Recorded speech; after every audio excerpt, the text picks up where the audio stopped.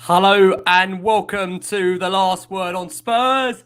Where have you been? What have you been doing? What a day. I tell you, we have tried to contain ourselves for the last 7 or 8 hours. He's got the champagne. We're getting there as well. I tell you, we're getting there. I've been trying to find an Italian flag for the last 4.5 hours down my high street and I've failed so far. But my God, we've got a party in store. No major, no party. Frankie Major's in the house. Frank, tell us how you're feeling right now, mate. What is going on with our football club? Ecstatic from the lowest of lows, from walking away from that stadium on the weekend after that turgid performance against Man U to today, to securing the appointment of, in my opinion, one of the elite, one of the big four managers in world football, coming to Tottenham Hotspur in his prime. We are massive, Rick. We are absolutely massive, attracting Antonio Conte as our new manager. This on Saturday is something I did not see. Excuse me. I did not see coming. I didn't see it happening. But yeah. I am the happiest and most buzzing I've been as a Spurs fan for, as we've said, 2019 Champions League semi-final win. This is huge, Rick. Yeah, it is massive, and it's so massive. I've even forgot to do the intro to the show, how big it is. If you're listening to the show for the very first time, and where have you been if you've not been watching or listening to the Last Word on Spurs? Ricky looking like a Don, absolutely love it. We've got the great Ricky Norwood in the house. I'm going to come around to Rick in a second, but again, if you've listened to the show for the first time, iTunes, Spotify, Audio Boom, across a range of different social media platforms, Twitter, Instagram, Facebook, not TikTok just yet. Who knows where we're going after this show? I tell you, we might all be going on TikTok the way it's going. I feel TikTok myself the way the last 24 hours has gone. And we're also live on YouTube. And it is one of those times where you say to yourself, you know what? Love being live. Love being live when it's a show like this. Delighted to have back on the show Ricky J. Norwood. You know, I thought I was coming overdressed, but Rick, you stepped up a level. Don, Rick, what's going on here? Talk to me. Bro, it's Don season, mate.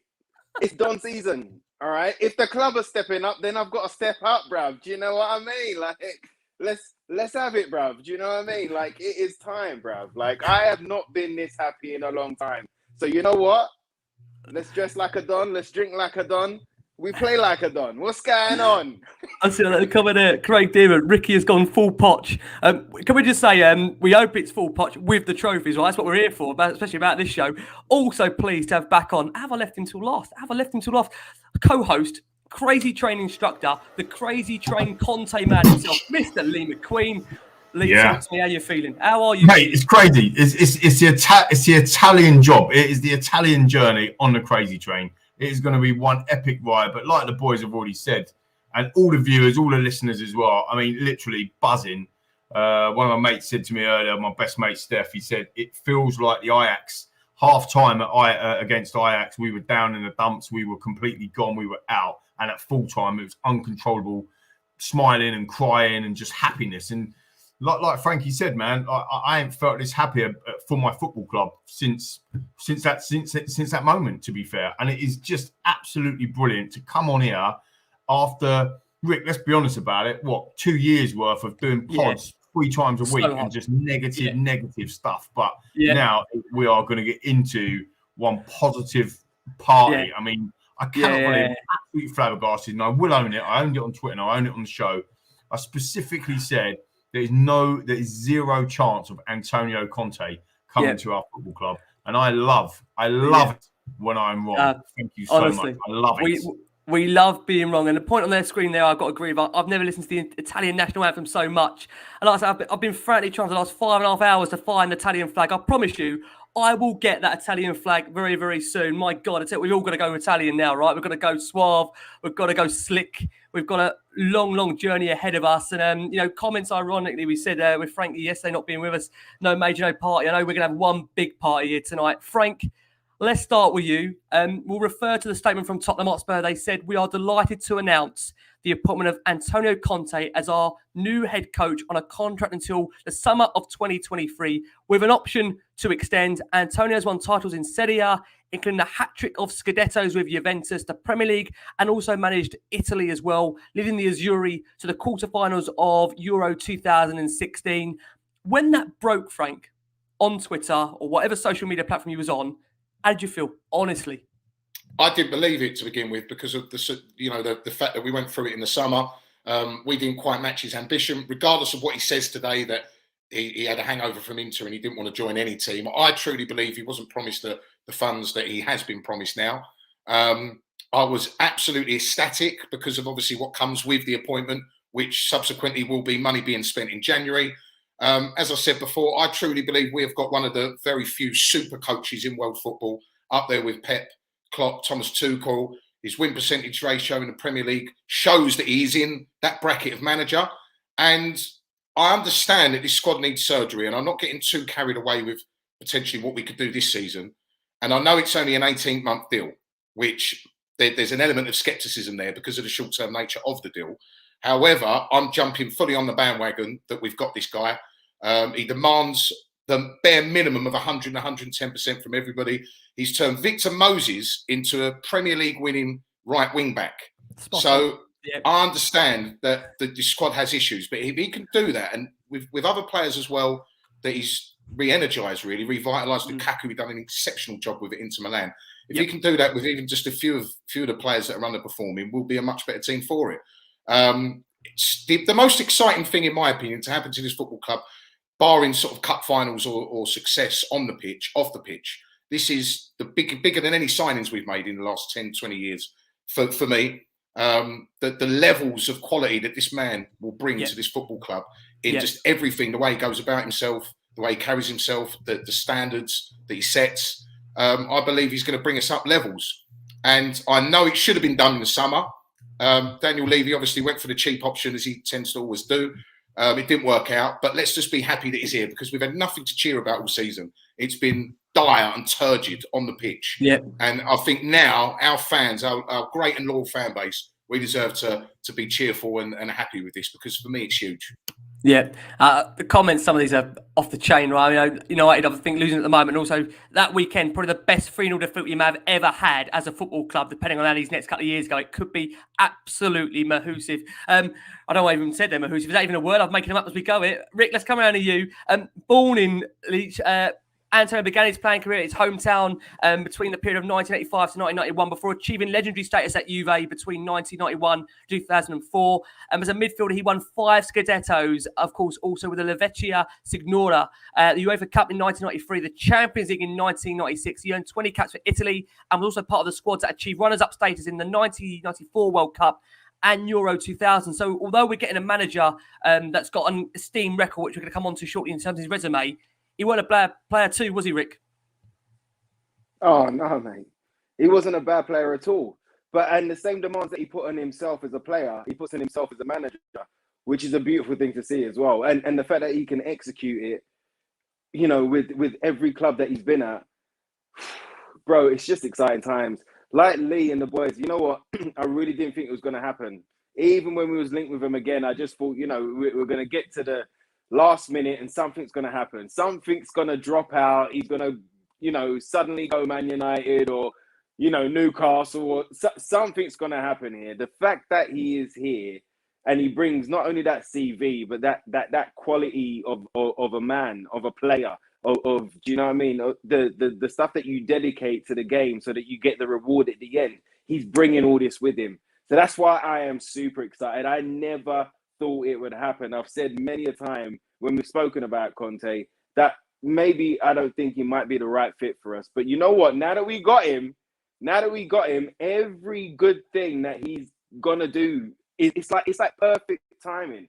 It's the perfect manager for the perfect team right now, and it's the perfect timing. We need somebody who's ruthless. We need somebody who's demanding. We need somebody to put a rocket up the backside of some of them players. We need somebody that can hold the players accountable without them running upstairs to Daniel Levy. Do you know what I mean? And going, oh, you never guess you just shouted at me. Like, we ain't got time for it.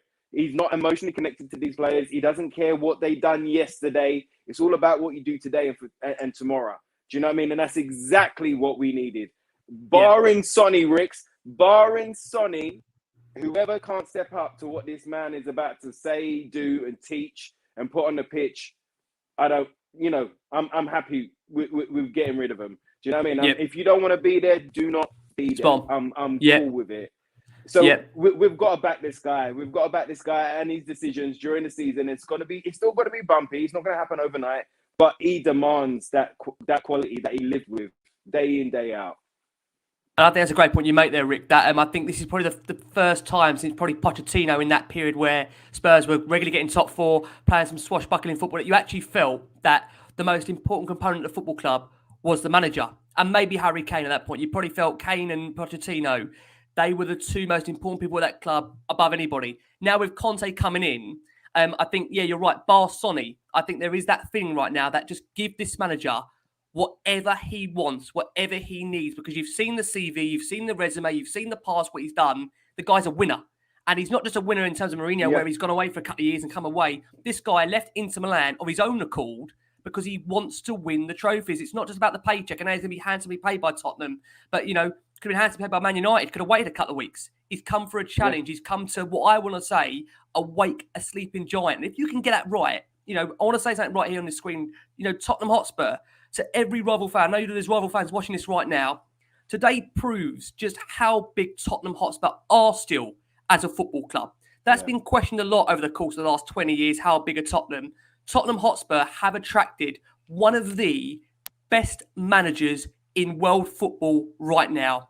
Not past, not a guy that's gone AWOL. This guy is a current winner, and he's a winner, and he's at Tottenham, and it's the best feeling in the world. Lee, will come to you next. He began his coaching career as an assistant in Siena in 2005, and he had spells at Arezzo and Bari, where he won Serie B and Atlanta before returning to Juve in 2011. He won the title in his first season. At 2011-12, he completed the campaign unbeaten, equaling the club record 28-match unbeaten run set by Fabio Capello. He also completed a hat-trick of titles with success in 2012-13, 2014, when Juve amassed a Serie A record of 102 points. And on top of that, he also took charge of the Italian national team in 2014, leading them to the quarterfinals of Euro 2016, topping their group, beating Belgium and Spain along the way, only to be knocked out on penalties. And as Mark says there, Mora has maybe saved us again. Give us your reaction, Lee. The resume of this guy, just how excited are you by what we've got to come? Well, even when you were sent out there before and you're dressed in the rival fans and you're going, you know, we've got a current world-class manager, and I can't suppress the smile, right? It's just, we have got him. It's amazing. You read out some of his resume there, some of the stats and all that sort of stuff is just ridiculous. But what's really interesting about that is the backstory. You know, before we went to Juventus, they finished 7th and 7th 2 previous seasons before that. They were like 55 minus goal difference, 55 points, 58 points respectively. They were basically where Tottenham are. That's the story. That's the picture that I'm painting. Last season we finished 7th. This season we're floating around 7th, 8th, you know, struggling a little bit, minus goal difference. This guy, when he comes into football clubs, he doesn't come in and say, right, I need 500 million quid and it's going to take him 4 years to rebuild something. He changes it literally straight away. And he turns around to the players that you've got there and he puts the challenge down and he says, you're either with me or you're not. And like the boys said before, if you're not, then happy days, you can do one. And they put a system around the players that suit the players. He doesn't get the players to suit his system, which I find absolutely fantastic. So you look at the league tables in Serie A, and the way he transformed them clubs. And then again, you go to, he's done it in the Premier League. So you go to Chelsea and you say, okay, so what did he have? Oh, Chelsea were hanging it. They were totally set up. They were, you know, they're multi-millionaires. They've got all the signings. Chelsea finished 10th when he took over. The season before he took over, they finished 10th, if you remember. Massive hangover that they had for the whole Jose Mourinho era and all that had gone on there. And he went into a bit of a mess. And he won a title the first season again. This guy has literally got everything that Tottenham Hotspur need. The only thing that I would say, and echo what Frank was saying before, is that there is no way, in my opinion, there's no way on this planet he joins his football club if he hasn't had reassurances that he's got money to spend, which makes it even more exciting because you can pretty much guarantee that we're going to spend a load of money in January and in summer. And when does that ever happen? So you know, the excitement just keeps coming. I know that Jamie from the Daily Hotspur and you, Rick, you're going to go mad for transfers, and I'm even getting on the bandwagon for the transfers nowadays. But the point being is that January's not that far away, and the transfer window is going to open, and we're going to be linked. Probably you've already started doing the compilation videos, haven't you, Rick? I've seen them already on Twitter. But the reality is we're going to be littered with loads of different players, and I just look at the Chelsea squad. Yep. And Frankie, you said it earlier as well about kind of making Moses one of the best right backs or right wing backs in the league. But he also did that essentially with some of the other players as well. He did also set up almost quite defensively, if I can be so bold to say that, and don't want to curb everyone's enthusiasm. But he had Cahill and Luis and Dave, Ascol-Luketa, but they were calling Dave, at the back, right? So 3 at the back. And then sometimes he'd play Matic and Kante as holding midfield players. And then he'd play Hazard, Costa and Pedro. And that's the side, essentially, there's a bit of Fabregas coming in and out for Matic or for Kante. That's essentially the side that with Moses and Finger on the other side. That's essentially the side that won the league, that beat us to the league. And you look at that and you think, can he get a tune out of some of our players that we've currently got? Because I'm thinking Hazard, Son, I'm looking Costa, Kane, I'm looking Pedro. You know, that could be anyone, couldn't it? It could be Moura, could be Dele Alli on there. I'm looking at a Fabregas, thinking if we can get a tune out of Ndombele. I think we've got a chance, not to win the league, but I think we've definitely got a chance now. What Daniel Levy's done, and I've given Daniel Levy some stick, as we all have on this show, not as much as maybe some other fans, and all that sort of stuff. I get that, and look, this doesn't fix everything, but this goes for me a long way to show that they have not listened to us personally, but they've seen the situation, they've looked at it, and they've said, we need to change this. We need to do something different. And they've done it. And you have to applaud them in the same way that you have to criticize people and hold them to account. You have to applaud them as well. And to get this guy over the line to our football club is utterly, it's ridiculous. It's absolutely ridiculous. And I'm very, very proud today to be a Tottenham Hotspur Football Club fan. And I love it, mate. Yeah, I totally agree. Frankie, let's come back round to you.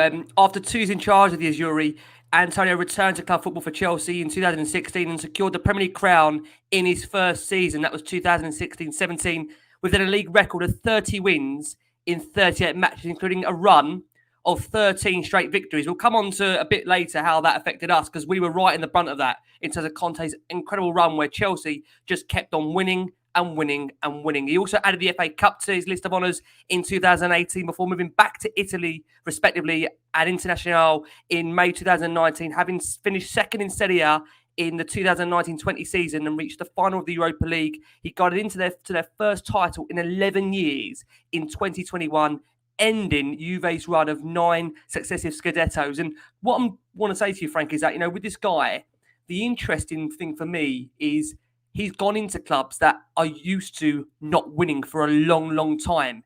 And he's gone in there and almost just lit it back up again.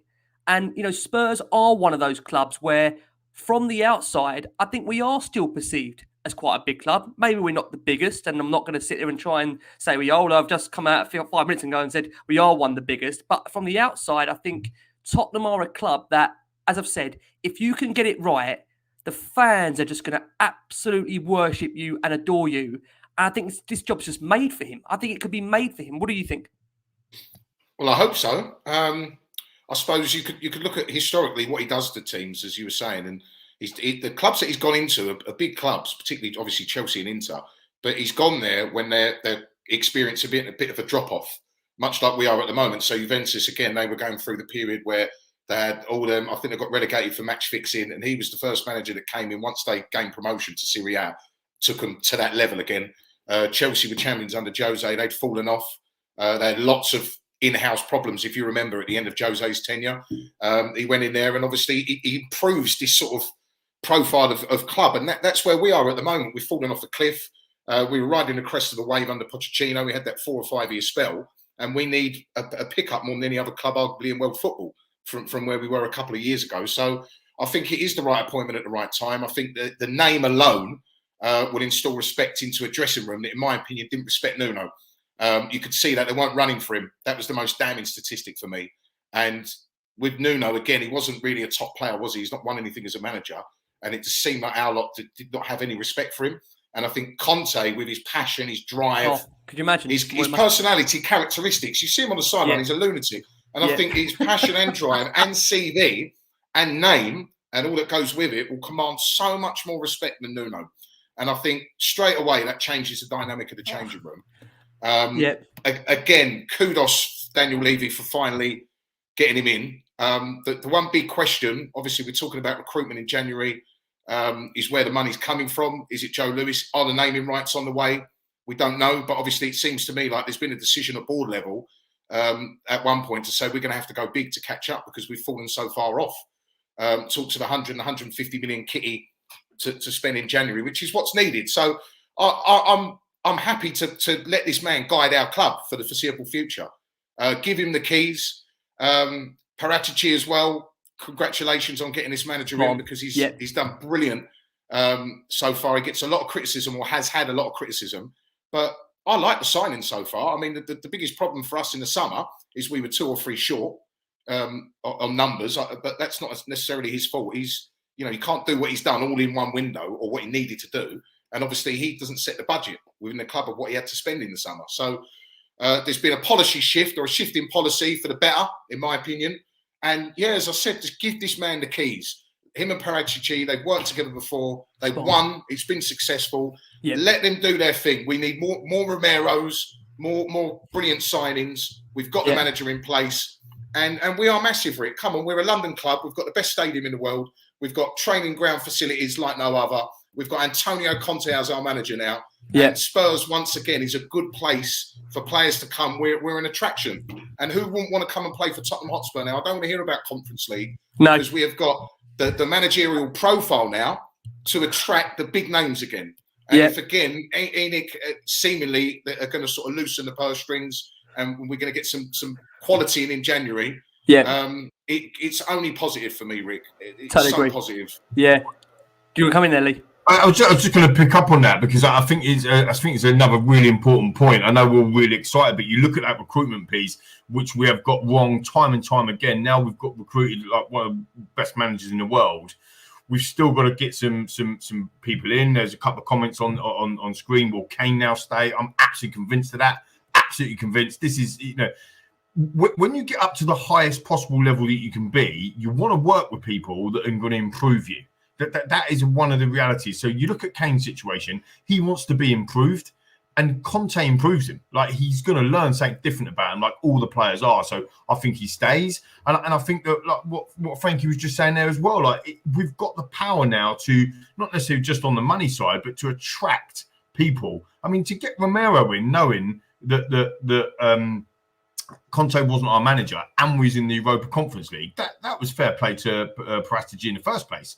Now we've got Conte in place. You can't tell every single player interview that I've read today and researched over the last 48 hours, they can't say a bad word about the bloke. They've all said that, I owe my career to him now. He did all of this great stuff. Even Christian Eriksen, some of the comments that he'd made about, and it was tough. See from Cesc Fabregas. Exactly from Cesc Fabregas as well, saying, "Oh my God, I can't believe you're signing." So people, and like what the comment on screen was, people are running scared. The pundits are running scared. There's people thinking, shit, man, Tottenham are back. Like we can actually do something here. Sorry, Rick. Yeah, no, absolutely fine. On the screen there, Sanila says there is a lot of bitter pundits out there this evening, clutching at straws, panicking and running scared. I'm loving it. COYS, fantastic show. Just a shout out to Tin Man. Tin Man, if you can hear me, please send your comment back through and as I put that on the screen for you. Thank you so much. What I do want to say is, and I can see by the amount of people we've got watching right now, and there's just shy over just 1,400 of you watching. So thank you so much for that. I am conscious looking at this. There's a lot of bitter opposition fans. And can I just say very quietly, I absolutely love it. Rick, I'll say it again. There were West Ham fans earlier telling me today they would rather have David Moyes as their manager than Antonio serial winner Conte. They are so bitter. It is. I love it. I'd say, keep them coming through. We're going to be reading these. I tell you, you're cracking us up. If there's a lot of we want to hear from you. Chelsea, Arsenal, Liverpool, City, Brentford fans, even Charlton fans want to go. Come here as well. We'll be reading them all out. I tell you. Just in terms of the appointment, we'll come around to you, Rick. Antonio Conte said, I still can't believe I'm saying this. I feel like I'm not. I feel like I'm in a dream right now. If I go to sleep in the morning, I'm going to wake up and I feel like Gary Megson's got it. I'm actually terrified that I'm going to wake up in the morning. This is all just a dream, and I'm going to find Gary Megson there with the Spurs shirt, get here on the old training logo, and we're finished. But He says, Antonio Conte, I'm extremely happy to return to coaching and to do so at a Premier League club that has the ambition to be a protagonist again. Tottenham Hotspur has state-of-the-art facilities, one of the best stadiums in the world. I can't wait to start working to convey to the team and the fans the passion, mentality, and determination that has always distinguished me as a player and as a coach. Now, just me saying that, right? I've got tingles on the back of my neck. So how do you feel, Rick, when that's Antonio Conte saying that to us as Spurs fans? Can you believe what he's saying right now? Bro, I'm loving it. I'm loving it. Do you know, and again, like, you know, Nuno's gone. And if we go back to what his first statement, which, you know, he spoke about pride and stuff like that, but it seemed very it seemed a bit scripted, if I'm really honest. I don't know whether it came from his soul, whether those words came from his heart. Do you know what I mean? But I was like, all right then, cool. But look at that. Conte don't need no script. And there's a couple of things with him that really kind of get me going. All right. So not only did he choose his own words and eloquently execute what he wanted to say, and look, straight away, he's given us more excitement in I don't know how many sentences than Nuno did in any press conference for I don't know how many months. Do you know what I mean? So, like, I love that already. That's inspiring me. I've got this feeling that it's going to be inspiring the boys as well. Or they're crapping it. Do you know what I mean? Like, they are shaking their boots right now. But either which way, it's fantastic for us. This manager lives and breathes off of pressure. Loves it. When he turned up, from the reports that we heard in the summer, when he turned up and they were like, look, you don't really need to finish in the top 4. You know what I mean? Like top 6, top 8 will be fine for us. As long as we're in Europe, it'll be fine. And, you know, we might sell Harry Kane. He was like, well, you know, question the ambition. So what we was told, all right? But if he's been convinced that, firstly, that Harry stayed. Sonny signed a new deal. They brought in quality, like the boys already said in Romero. So they're going for the right targets, the right profile of player. All of these things are positive. This and the 18th month deal, that doesn't worry me either. He thrives on pressure.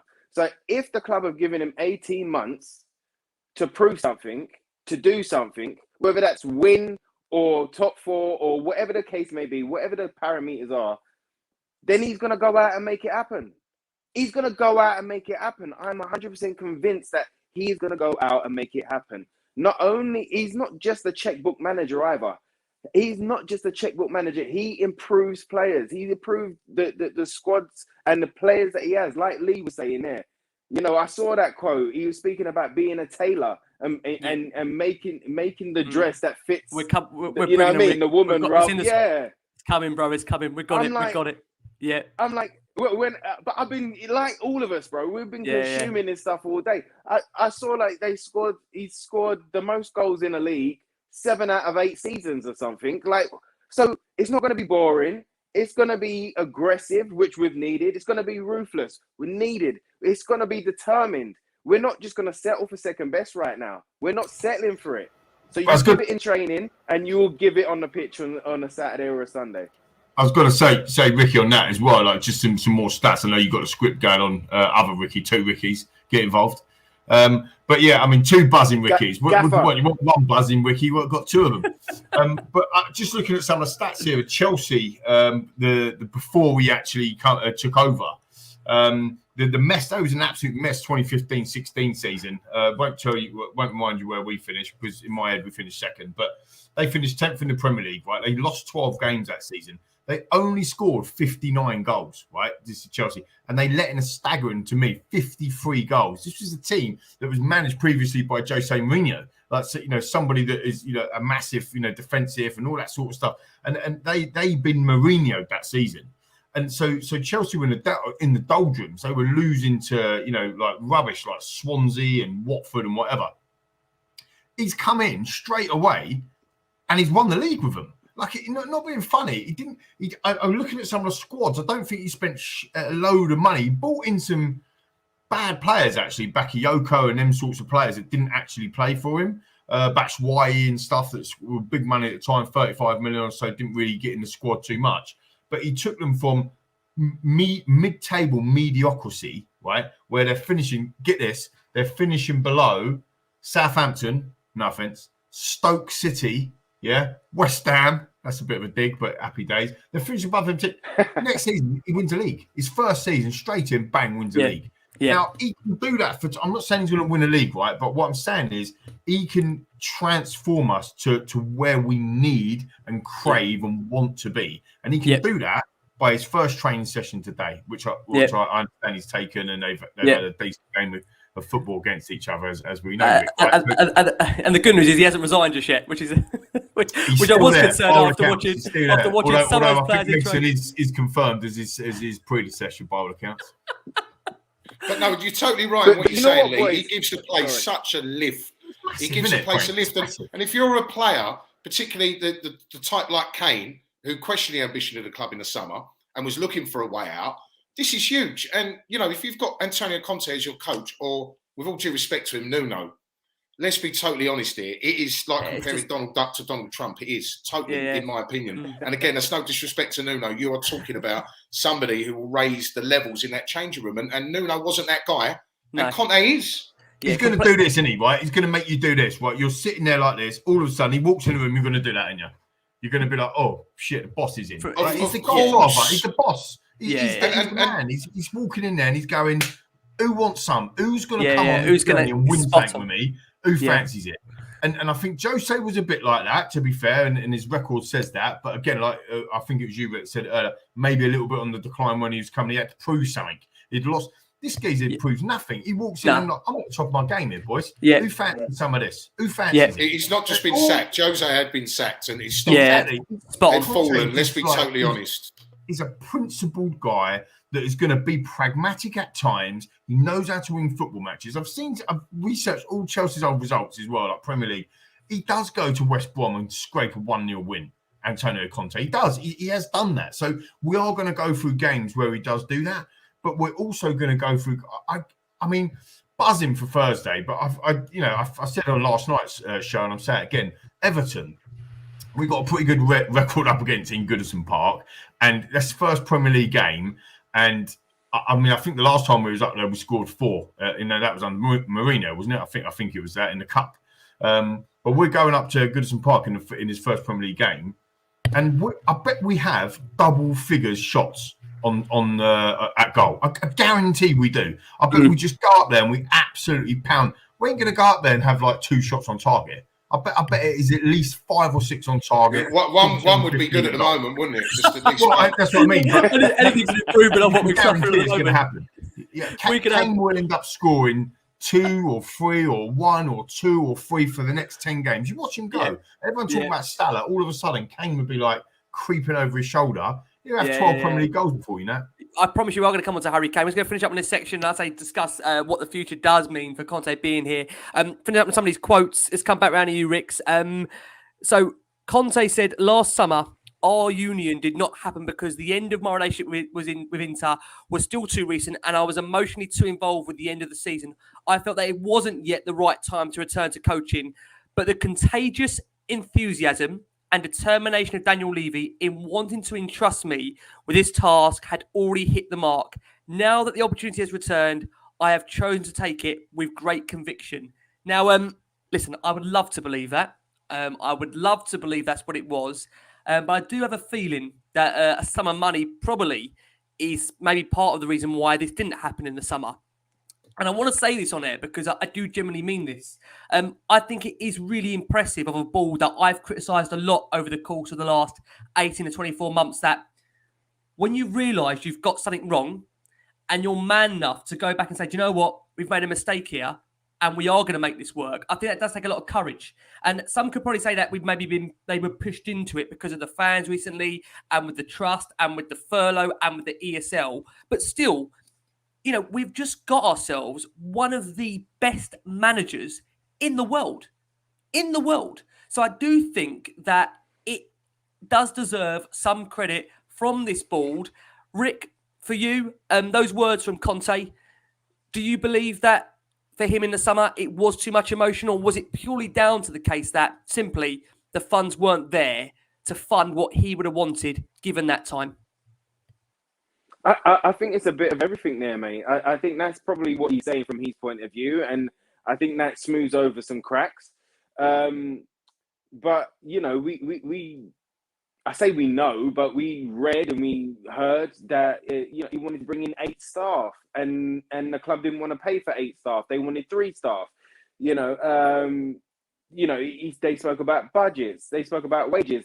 The thing is that this man has been paid. He's been paid. I'm not too sure, but I think he's still being paid off by one of the Chelsea. highest paid. Definitely in the Premier League. We haven't got the figure yet. We'll get it confirmed at some point, but it's one of the highest in the Premier League. What, 100%?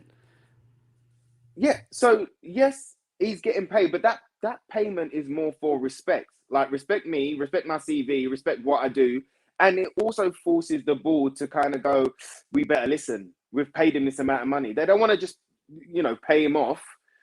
They're gonna have to listen. And like you said about credit to the board, like I was speaking to my friend the other day, and I was like, I kind of want the club to come out and say, sorry, we've made a mistake, and put it out there, and we're trying to make it right. I kind of know that it wasn't going to happen, and I kind of thought after my friend left, I was kind of thinking, like, why wouldn't they say anything? Well, because they've already done it, because they've acted. They heard the crowd against Man United. They've seen the terrible football that was being put on display, and they've made the move. So we've got to credit them with the actions instead of words. We've had enough words. We've had enough press conferences. We've had enough sentences of the same nature. They went into action and rectified their mistake with not somebody, of a B class, of a C class nature, not somebody that's doing well right now. They went out and got the best. They went out and rectified their mistake. Rick, he was the best available we could get, mate. You're totally right. You hit the nail on the head. That was the best manager we could get. Yeah, but you heard the rumors as well as I did, bro, about the Porto manager and Sergio Conte. Yeah. Right. Yeah. Right. Could you imagine? Could you imagine? God. I mean, could I imagine that's more likely to happen than us signing? Could you imagine? Yes, that would happen. Spot on. Yeah, I agree, Rick. I mean, come on. So yeah, we're moving forward, bruv. Like, Rick's, yesterday we was Titanic Hotspur FC. Today we're Phoenix Hotspurs. Do you know what I mean? Like, we're rising from the ashes, and we're letting everybody know as well. Phoenix 51, baby. Come on, man. Get it out there, Lee. We'll get the advert in. Phoenix, mate. That's it. I can tell you, comment on the screen here from Arnie. I do want to shout Antonio, but I've been doing this all day. And right now, my wife's upstairs and my 10-month-old. And I know if I do this, it will end in a divorce. We've only been married for a couple of years. And Maz in the comments there, one of my cousins who's watching this now. Maz, you're right. It has been a tough 3 or 4 days. I've promised her that if I don't have a day off, I don't know where this is going to go. So, quite frankly, I love Tottenham, but it could cost me everything. But it could be worth it, depending on what happens in these next 8 to 24 months. Frank, let's come back round to you. Paratici says, we are delighted to welcome Antonio to the club. His track record speaks for itself. With vast experience, trophies in both Italy and England, I know firsthand the qualities Antonio can bring to us, having worked with him at Juventus, and look forward to seeing his work with our talented group of players. Now, we have to say that Fabrizio Romano, should I say, has been on the show a number of times, and like I said, we love having him on here. He said that essentially Paratici was the man that changed Conte's mind, and he was not prepared to come to Spurs. But given, like I say, Paratici's actions and the incredible job he did at Juve, how much of a pull was that for you, Frank, the way Paratici's managed to, like I say, mastermind this, get him in? Because ultimately you do feel he's probably gone to Daniel and said, look, these managers, Nuno, Fonseca, Conte, these aren't, they're not going to take us to where you want this club to go. If you want to be serious, you've got to be serious and go for Antonio Conte. Well, I think he's the reason he came, Paratici, and credit to him. And that's maybe something we've left off the list as well when highlighting the positives at Tottenham with the infrastructure, is the fact that we have got one of the best sporting directors in the world of football to go alongside one of the best managers, to go alongside the stadium, the training facilities. And it's a coup. And I'm one of the first, and I've been so critical of Levy and Joe Lewis and Enoch. I have over the last couple of years in particular, Enoch out jumping on that bandwagon at times, and the frustrations of paying top dollar for my ticket to watch what we've been served up. And I've had a lot of animosity to the board, like a lot of the fan base, but I have to give him credit where it's due, Daniel Levy, because he's gone out, he's realised that I'm making poor football decisions. I've set this club up to be a big club with the infrastructure. However, the recruitment, to go from not spending enough, from not spending at all, to when we spending on absolute rubbish, if we're being totally honest, or overspending on what we should have paid, it's been an absolute mess. And for him to realise, I've made so many mistakes now, I'm going to go out and get a proper football man to make sporting technical directive decisions, which he's done. Paratici's gone out and got, again, the best available manager that we possibly could get. I doubt without Paratici involved, we would have got Conte, in my opinion. Although Conte has said that Daniel Levy's ambition was one of the attractions that sort of lured him to Spurs. So that will be seen. But he actually does pay Daniel Levy for all his faults. He actually does pay top dollar now for managers. Quite literally. Quite literally. He's done it with Jose Mourinho, and he's now done it with Conte. He's made them both two of the highest paid managers in world football. For sure. And Poch was on a decent salary as well when he signed his 5-year extension or 5-year contract. So I think he was on about 8-9 million. So yeah, well, of course. So we can't, Again, he charges what he charges. There's been a gripe with me that we pay the highest ticket prices in world football from what we've been witnessing on the pitch. But now we've actually got a manager to fit with the sporting director. It seems at the moment, or possibly, there is a lot of positivity with how we're set up to recruit and on the pitch now. And I haven't felt that way in a very long time. Yeah, I must say, go on, Lee. No, please. No, please, no, finish. Honestly, I was going to say, yeah, I completely agree. And I think around the structure and the setup of the club is what's really pleasing is that Paratici or Paratici, I don't know what we're calling him. So many different people. Do you know what? What are we calling him? Because I've heard both. Lee. What is it? The Don. Because it's a laughable show, this one. I mean, I'll call him the Don. I'll call him the Don. Don Fabio, mate. Fabio Paratici. Fabio Paratici. I mean, Paratici. That sounds better. That sounds good. Paratici. Sounds good. So Paratici and the setup with the Paratici had Juventus. And also with Conte going in there, do you know what I mean? I think they are the two things for me that make it fit. I suppose what I'm trying to explain is that imagine if you had a director of football that hadn't worked with them before, and then you had somebody else coming in that weren't quite sure about if they wanted to work with director of football, even though they were two good players. You'd have to have that bedding in period, and does he get the players that I need? But they don't need to do any of that because they've done it before, and it was brilliant at Juventus. Do you see what I mean? So yeah, exactly like Jordan's saying there, that the stars are aligning, and we finally got hope again. You know the hope that kills you, but it keeps you as well. You know that's the saying. But the whole structure, and you have to, whatever we think of. Daniel Levy and the board have always done a fantastic job outside of football decisions. I don't think anyone would disagree. That's never been questioned. Even the Harden, Enoch out people. And again, they've done a brilliant job. They've had their voices heard.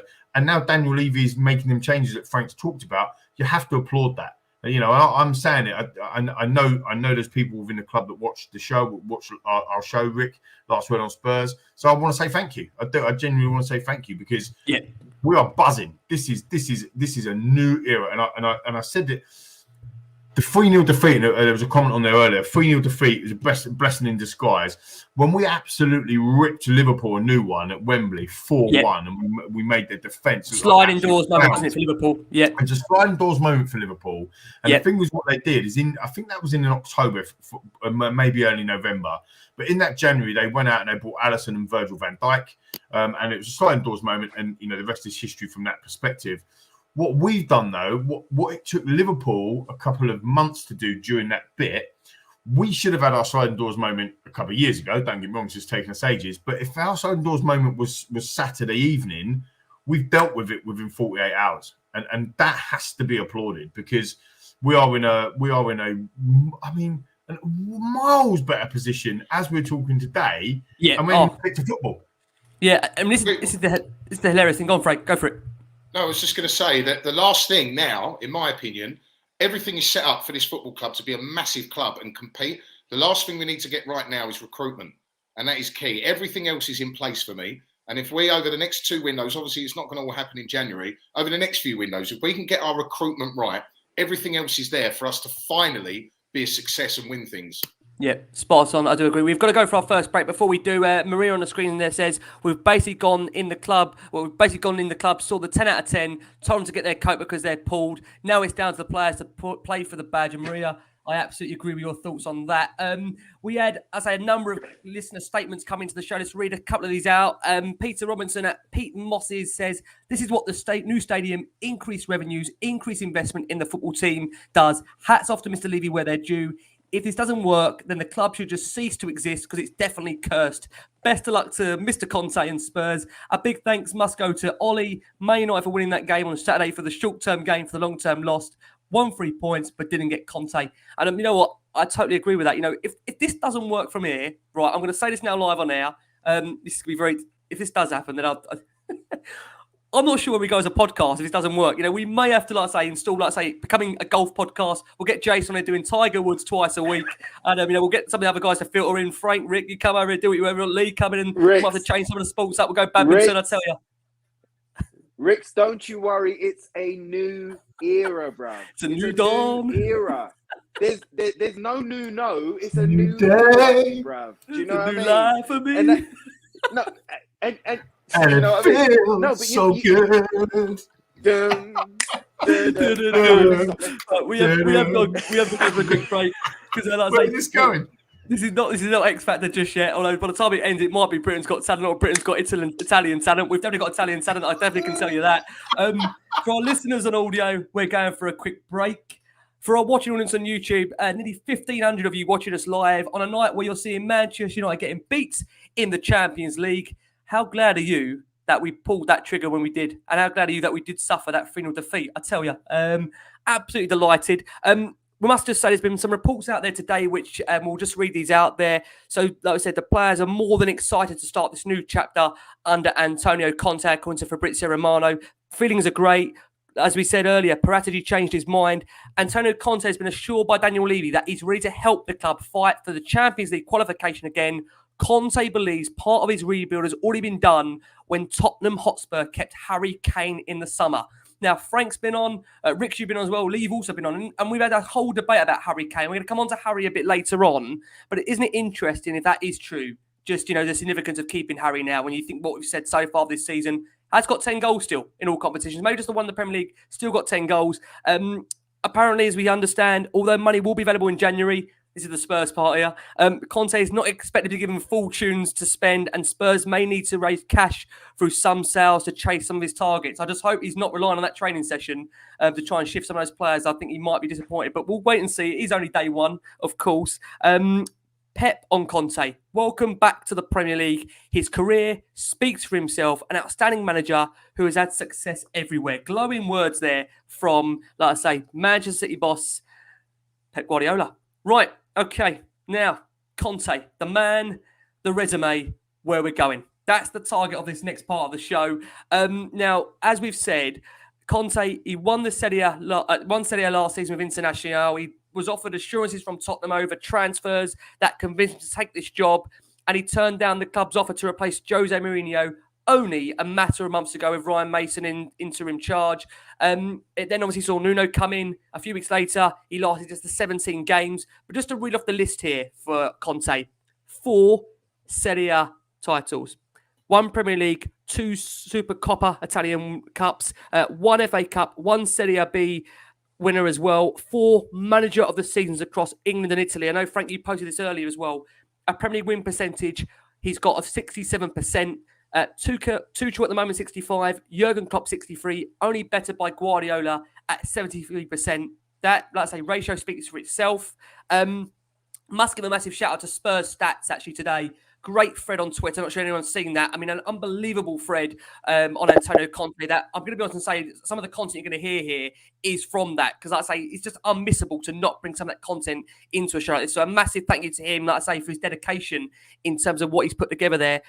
67 win rate percentage, 50 wins in 76 games, the highest in Chelsea history before Tuchel took the job. 147 goals scored. Jason, we're pleased to hear that is near on 2 goals a game. 2 goals a game, that is. 71 goals conceded. He actually broke 90 points before it became a big deal thanks to Liverpool and City fans. And also, let's not forget, coming over to you on this, Frank. He was the man who bettered our man Pochettino, who we described as the best man we've had so far in our history, in that second title charge, 16-17, where Chelsea, they just kept winning. And if it wouldn't have been for Chelsea, Frank, that might well have been a Spurs title, and that would have been down to Antonio Conte. Well, I don't even think that Chelsea squad was vintage. I think that the massive difference was obviously Eden Hazard, one of the last best seasons he's had of his career. He was huge, but he got the absolute maximum out of that squad. And as you said, that win percentage ratio, the second best in Prem history, is huge. And the fact as well that he's proven, he's already gone toe-to-toe with Jurgen Klopp, although Jurgen Klopp had a slightly weaker squad than what he's got now. And Pep Guardiola, he's proven, he's gone head-to-head with those guys and beaten them. He's proven, Premier League proven. We talk about this a lot when, talking amongst ourselves about sometimes, not always the case, but Prem proven matters with signings and managerial appointments. The culture, he's lived in London before. He knows exactly what to expect. And that is huge. It's a huge element, in my opinion, for Antonio Conte. But again, just the fact that he has competed with the best managers in world football, as you said, Poch as well, went head-to-head with Poch and beat him, although with deeper pockets and better resources. This is a guy, as I said, that's already gone head-to-head with all these big names and some of the very best managers in the world and beaten them. And I truly believe when I say it, I'm not discrediting just the Zidanes of the world or the Diego Simeones, but I believe that the four in the Premier League at the moment, Pep, Klopp, Conte and Tuchel, I think they are the best four managers in the world. And if you compare that to Ole Gunnar Solskjaer at Manchester United or Arteta at Arsenal, we have got a coach, in my opinion, that is levels and levels and levels better than both. And we can argue, obviously, Manchester United have got a more superior squad. I think that's pretty obvious. But can we get top four then, Frank? Top four. We've got the fourth, one of the top four managers in the world. Can we get top four this season? We're 5 points off the top four. We've got Manchester United who are in a bit of disarray. They ain't going to go and get another better manager than we've got. Can he get a tune out of these players? I mean, you made another brilliant point. I'm loving it on the show tonight, mate, to be fair. You made another brilliant point. I'm looking at the stats here, right, and the squad. And I'll just quickly read this out. So, Thibaut Courtois, Gary Cahill, Azpilicueta, David Luiz, Alonso, Fabregas, Moses and Matic, Hazard, Pedro and Costa. That was the first 11. And this is their bench. Nathan Ake, virtually never played for them. Kurt Zuma, and N'Golo Kante, Willian and Batshuayi. That was basically... He got the very best out of that squad. He got the maximum lead. And he got the maximum out of it. So, question back to you, Frank. Can we get top four? I don't know. I'll be totally honest. I said on this show a little while ago, didn't I, Rick, that we are so far off that top four, Manchester United in that top four, that it's scary. However, Manchester United have been poor. That really, from what was expected, have actually been horrific. And I know that Arsenal on a bit of a run. I suppose Leicester are 10th. They're not really at it this season. It doesn't seem anyway. West Ham are flying. Can we compete with those for that fourth spot? I suppose a lot depends on January, what happens in January. It's all very well and good getting the best out of what we've got, but it's obvious that we need more quality in the squad. And I think top four, it's as you say, we are only 5 points off. It's early, but possibly, I don't know. I don't want to say, but for me, January will be paramount in what we do for the rest of the season. It's key. I mean, Austin Merritt on the screen there, he talks about, look what Tuchel did for Chelsea last season when they sacked Frank. And I was thinking, that's too harsh. That's maybe my Tottenham bones in me saying that's too harsh. They do things, they got rid of him. Tuchel come in, I think they were 8th, and he won the Champions League. They were fantastic after he came in. So, now they're flying at the top of the league. So it could happen, couldn't it, Ricky? Or either Ricky. Do you think it could happen? Lee, listen, the sky's the limit. He's going to be, whether it's likely or unlikely, he's going to be looking at the league. Conte's going to look at the league and go, you know what, I've got enough games here to win it. Not that it could happen, but he's going to aim for it, bro. And that is the difference now. We're punching with the heavyweights. Yesterday, we were featherweight, bloody well bubble weight. Do you know what I mean? Division. I thought he was was we even a weight, Rick? Listen, we was a feather. We was a feather. WAIT. Like, it was a weight. rather than Yeah, like for a this. weight. Do you know what I mean? Yeah. Jeez, Yeah. listen, we're punching with the heavyweight straight away just because he's Yeah. come in. Those Spot on. boys are going to be firing on another level, bro. Yeah, another I totally level agree. now. So Yeah. we've got to get behind him, bro. We've got to get Yep. behind him. He spoke about belief. Yeah. I have a belief right now. Yesterday there was no direction, there was no drive, there was no energy. I was emotionless watching Tottenham versus Man United from minute 1. I was sitting like this, and I didn't move because I knew what was going to happen that day. But thank goodness it did. Thank you, Ollie. Nice one, mate. Do you know what I mean? Stay at the wheel over up there in up north. You stay at the wheel, bruv, as long as you want, mate. No worries at all. Love, peace, and hair grease with you. We're on a different level now, bruv, and the sky is the limit. So if we can bring this energy to the team in the ground, put it out there, if we can put this belief out there and they can respond, bruv, who knows what could happen? Who knows what could happen? 3 trophies this year, Lee. 3 trophies, mate.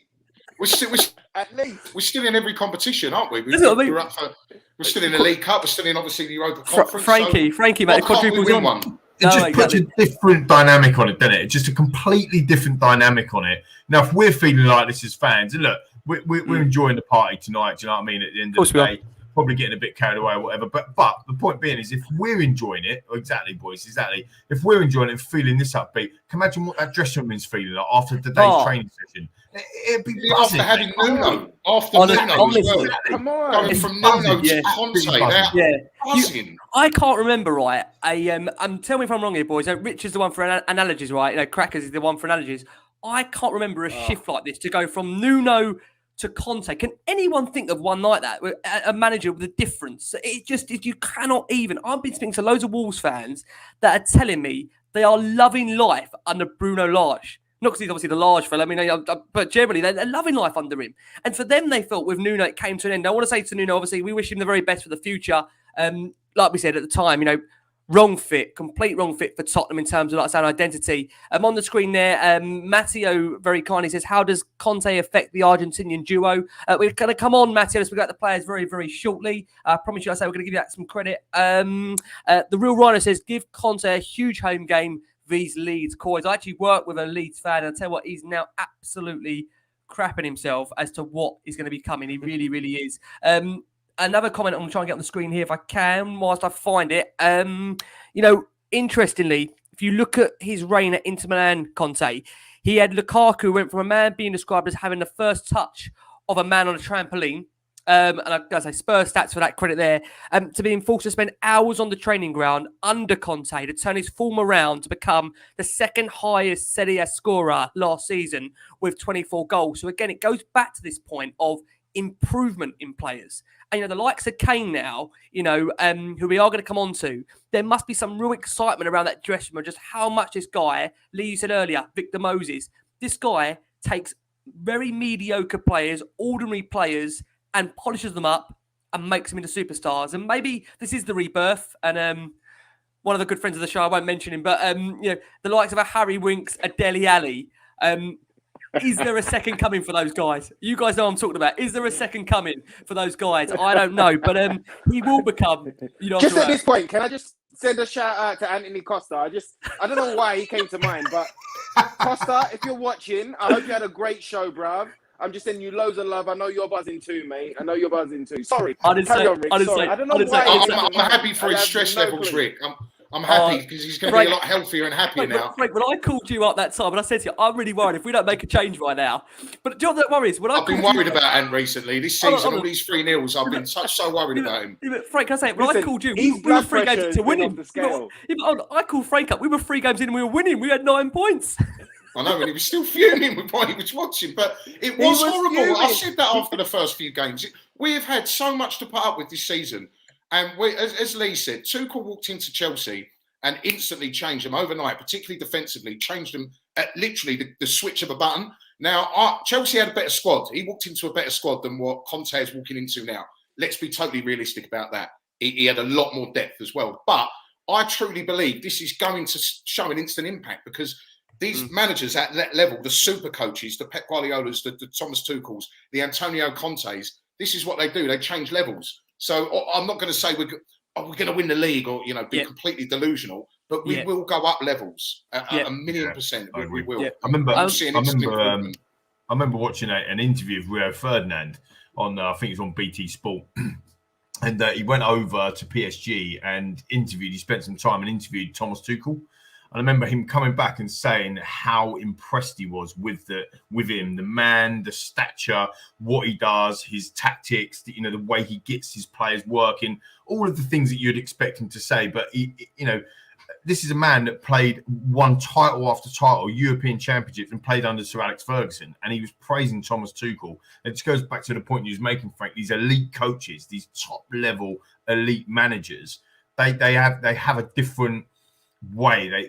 There's something that they do differently. Sometimes you can't describe it. It's just you walk into the room and they've got the ability to do something different and make you feel different. And that's what Conte's got right now happening to our players. You watch what happens in the next couple of games. It's just going to be epic. And I'm not saying we're going to win a league either, but I'm very, very excited because we've got our Tottenham back. Can I say that? I mean, we ain't seen a ball kicked yet, but we can be happy about being Tottenham Hotspur fans again, and that's really important to me. Well, he's got that boundless energy, isn't he? And you see that with Jurgen Klopp. You see it with Pep Guardiola. They're so animated and intense. The intensity levels. On the touchline. Can you imagine that in the touchline, Frank? Being at Spurs, that energy on the touchline, seeing that manager on the touchline. Crowd surfing and all sorts of stuff. We need it. And as I said, the other big clubs, City and Liverpool particularly, have got that. And Atletico Madrid with Simeone.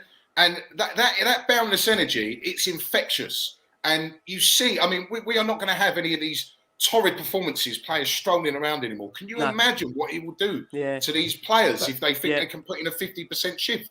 Wow. I must say before I forget this, Lee, I'll bring you 1 second, but made me laugh hilariously. But in the point of this announcement, I don't think you guys saw this, that I'm not sure this guy's been sacked now subsequently, but the announcement that went out was actually a Spanish translation and not an Italian translation. You thought, the one time, right, you've had one of the best managers in the world, right? You've had, it must have had all night to prepare for this, that social guy. And he must have sort of thought, okay, right, what nationality is he? Right, Italian. Definitely an Arsenal fan, a social guy, or a Chelsea fan. He's gone to Google Translate. He's whacked that in. Unbelievable. I think. To be fair, we've got a global fan base. He or she, by the way, could have been making loads for all different languages. Possibly. That's a very good point. You know what, Lee? Lee? I just bring us back to Simon here, boys. This is why Lee here is the HR of the show. For that reason, there saving us there from an absolute gaff. Could be a male or female. That person as well. To be fair, spot on. Absolutely spot on. Yeah, exactly. I must just say, we have got some questions as well coming in from the listeners. His duels, I think, will be fascinating. As Frank actually said earlier, the likes of Guardiola, Klopp, Tuchel, that's going to be incredible. The speed with which the deal was done, I think, again, underlines that commitment from Paratici in a way. And, I think there's a lot of talk at the moment with the case that it is only 18 months. So let's ask you on this, Rick, if we can. Question in here I'm going to find it from Paul Bennett, who says, has Conte been given the same assurances that Mourinho got when he became Spurs manager? And why has he only been given an 18-month contract? We must stress that is an option to extend as well on there. But Rick's thoughts on that? Like I said earlier, the 18-month contract really doesn't bother me. In the sense of, like I said, this man thrives on pressure, thrives on it. So if he's got 18 months to prove and to show something, he's going to show us. And he wants that pressure, right? And if there's an extension, he wants to earn it. He just doesn't want to cash in. There's a big difference between him and Nuno. Massive, not just personality, not just in the respect that he demands, but there's a massive difference. When Nuno came in, love him, I kind of saw him as a caretaker manager. He was on a cheap contract. He was there for it was a 2-year contract on a cheap. If we want to get rid of him, we can get rid of him. And it's not really going to break the bank. When it came to the relationship between Nuno and Paratici, I don't know if there was one. I think Paratici said, look, we're getting him. What do you reckon? And he was like, oh, yeah, I like him. And then, but it didn't really matter what he said. Paratici was always going to go for Romero, for instance. When it comes now down to Conte and Paratici, this is a next level. Conte is going to go to Paratici, look, this is what I need. And Press is going to be like, all right, and bruv, I got you. Do you know On what I the mean? screen They're there, going to be Ricks. on the same level. On the screen there, Rick, this Pochettino link doesn't go away. And again, I will say, I've got massive respect for Pochettino. Gave me some of the greatest memories I have as a Spurs fan growing up. But do you think with the level of appointment we've made today, we have to put the Poch links to one side? We've just hired one of the best managers in world football. And I'm not saying, listen, you can love Poch. You can absolutely adore Poch, not a problem at all. But just remember what we've got here. We've hired someone in their prime that has won trophies in the Premier League, FA Cup, Premier League. He's done it all around the globe. Do we need to drop the Pochettino link for you now? Ricks, for the first time ever, we're allowed to. All right. I love Poch. All right. I would have him back anytime he wants to come back. I love him because he set the bar. But finally, there's been an appointment in which we can allow our ex-girlfriend, for instance, do you know what I mean? We can allow that ex-girlfriend to go way back in the memory banks and just be a good chapter in a good book. Do you know what I mean? Now we can pick up a new book with a new era, with a new ethos and a new everything. Everything's new. Everything's fresh. The only kind of thing that kind of messes him up is that he's here mid-season. Do you know what I mean? Like he's here. He hasn't been able to get his pre-season in, but that's going to challenge him and push Conte even more. He's going to ask more out of this squad. And like I say, with this Poch thing, yes, we can put it to bed. Yes, finally we can move on. Yes, finally we can say, all right, let's, I like my new chick right now. Maybe we should make it serious. Maybe we should, maybe we should turn it from like, Netflix and chilling to a full-on relationship, babes. Do you know what I mean? Like we can move forward now, bruv. And it's allowed us to do that. When Mourinho came in, there was previous bias there. The Chelsea, the fact that he destroyed Man United. He didn't convince everyone, Rick, did he? No, he didn't. He wasn't convincing of our fan base from the start. There were some great performances, but like you say, he wasn't convincing. He wasn't the one that we could really get behind. He had to convince us, and there were some days that we could be like, yeah, it's going well, and then other days we're like, what's going on here? Do you know what I mean? Nuno didn't inspire anything, mate. Do you know, he didn't inspire anything. He was never on my list as a manager that I thought we should have signed in the first place. When he won the first 3 games, I'm like, you know what? Let's go with the positive. He's trying to build from the back. Do you know what I mean? He's trying to solidify that defense that was so leaky last year. And then we all know what happened next after those 3 games. We all know what happened next. Yeah. So right now we can put we can put Poch to bed right now. We don't have to worry about him too tough. Yep. No, I agree. Actually, got another question I want to actually pass over to Frank here. This one is from Benno, who says, Frank, why should we believe that Conte will get different treatment to any other manager prior to him? It's all well and good having a top-class manager, but there will always be Levy and Enoch putting profit before glory. Or does that change now with this appointment, Frank? I think the dynamics changed. I really do. You don't hire Antonio Conte without giving him a budget of some size to compete with. That he would not. He's a winner, as we've all said on the show. He would not come to Spurs to not compete. He's not come here for a holiday. He's not coming to finish 5th or 4th or 3rd. He's come to win. That's what he does. So I cannot imagine any agreement would have taken place if he wasn't promised substantial funds coming in January and next summer. And I mean, with Enoch and Levy, the model always was, let's move into the stadium. Obviously, the pandemic set us back. We know that because obviously the stadium was empty. But they have always said, once we move to the stadium, we will be more competitive. We will be able to compete and spend more money. And it appears, with obviously the success of the Anthony Joshua event, there's been NFL again, which has been 60,000 plus. It does seem like the projected revenue streams now are there and they can start to, allow us to compete. So it does, in my opinion, more so than the Jose appointment, there's been a massive shift, in my opinion, in the mandate from the board and what they want and what they're going to do, more so than at any point in the past. Yep. And I think going back to what Rick said as well, with the Poch thing, because of obviously what happened since Poch, Jose, from the start, there was always a large part of our fan base never wanted Jose to succeed. Let's be totally honest. They didn't like him. He wasn't a great fit for Spurs, if we're being totally honest, for what we wanted and what we got. And Nuno was an absolute joke. Bottom of running stats, no shots on target. To go through that and experience that, obviously you're going to pine for Pochettino, because that was the last of the good times. And since then, it hasn't been that good, barring 1 or 2 or 3 games. But with Conte, it's different. We are getting a world-class manager in his prime, as we keep stating. Don't underestimate that. This isn't a manager who's been sacked from his last 2 jobs and wasn't wanted. This is a guy at the top of his game.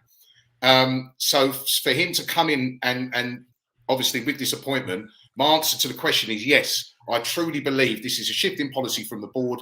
They're going to back Antonio Conte and we're going to be able to compete again. Now, I also believe one of the other issues we've got within that squad is we do need to move quite a lot of these players on. How many windows that can realistically happen in, I'm not entirely sure. So January, again, is huge for me. The squad, we all know, is not good enough. We need another striker. We could do another show on what this squad needs.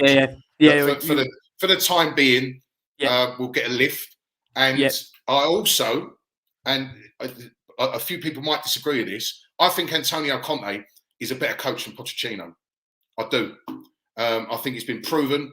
We're talking about one of the very, very best. Do you know what I mean? Yeah, I think I say this is no disrespect to Pochettino, who's done incredible things, and this is not, like, say, a session to dismiss what Pochettino done, because he's done some great things here, and he's got a lot of love from the fans, and rightly so. But I think it is important when you've got an appointment of this calibre to just maybe respect the man we've got here at the moment. Antonio Conte is one wherever he's been. So that's the only point we want to make on that.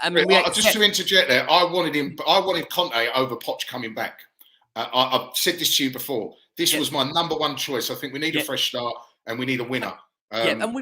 And his energy as well, his energy levels. We need that at this club. It's just flat at the moment. With Pochettino, again, on that point, I said I'd call it off. On this point very quickly, I still would have thought it would have been too early. There's still a lot of those players that would have still known Poch. And, unfortunately, I think the fresh voice is needed, a completely different change of style, change of scenery, change of philosophy, vision, direction, what Lee always goes on about. For me, that is so important. And like I say, we've discussed Conte's demanding style, but Paratici particularly feels that Italian, he knows him so well that there's a need to drive the group forward. And essentially, he's going to do that. We know he's going to do that. But we are going to go for our final break of the show. And now, taking you into this break, you're going to hear from a Chelsea podcaster, Rory Jennings, who gives a very open and frank account, not that frank, just frank in general, as to what the appointment of Antonio Conte means to Tottenham. And when I say this will make you have hairs stand up on the back of your neck for our listeners listen to this on audio. Make sure you listen to the end. Make sure you listen to the end. It's quite long, but listen to it. Definitely agree. Right, let's move on, guys. Like I say, for our watching audience on YouTube on a night where there's Champions League football on, but who cares? Because we're in the Europa Conference League, and for once, we've got more of an audience than some of the clubs that are in it, for God's sake. Nearly 1,400 of you still watching us live. Thank you ever so much. I want to discuss some of the players that we feel might actually improve under Antonio Conte before we have a quick 5 minutes on Vitesse. Let's go to you first on this, Lee, because player-wise, you're looking at the likes of Højbjerg, Skip, seeing as Conte is known as a really a manager that employs a really robust defensive midfield to do that dirty work, as Spurs stats have put out there as well. You look at the use of Kante and Matic. I think it'll be very interesting to see how much changes now in terms of the roles with Højbjerg and Skip, because we've often said on these shows that Højbjerg, for me, is overloaded doing 4 or 5 people's different jobs. And Skip is a young guy that will be great in time, but is being overloaded by games. So I genuinely think it will be very interesting to see how he manages those 2 players in terms of their game time and their actual roles within the team. Yeah, for sure. And actually, when you look at we think he's going to play 3-5-2, don't we, or 3-4-3? It's coming. He did play certainly in the Chelsea side. Sometimes he'd play a 3-4-2-1 rather than a 4-2-3-1. So it always goes with 3 at the back. He played 3 at the back all the time at International. So I think he's going to go with 3 at the back. I think we've got the personnel, as Frank was just talking about before. And look, we can go and buy whoever we want, if we've got the money in January. But until then, we've got what we've got anyway, right? So let's talk about what we've actually got now. And if you think about it, we've got Romero, we've got Sanchez, we've got Dyer, we've got Tanganga that can actually work. We've got Rodon as well. So you got 4 probably main centre backs there, plus a Tanganga that can play both areas. You've got Ben Davis, dare I say, 6 out of 10 for you, Rick, clearly, but dare I say, you've got Ben Davis who can play in a back 3, so coming on that side. So you've got to be looking at the way he's going to be setting up, and therefore do you then have in front of that back three essentially a Højbjerg and a Skip? Is that the way you set up? Because you go look back at his teams with the Fabregas in there, who was a genuine number 8. He would sometimes play alongside Kante, alongside Matic, but sometimes he'd play Matic and Kante. So, you're looking at 2 holding midfield players in Skip and Højbjerg.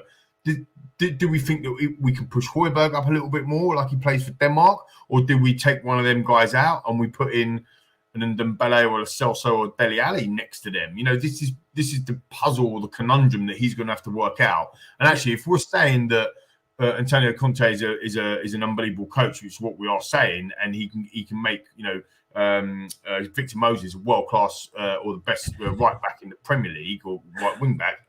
Can he make Dele fire again? Do you know what I mean? Can he make the likes of, I know, sorry, Moonshine,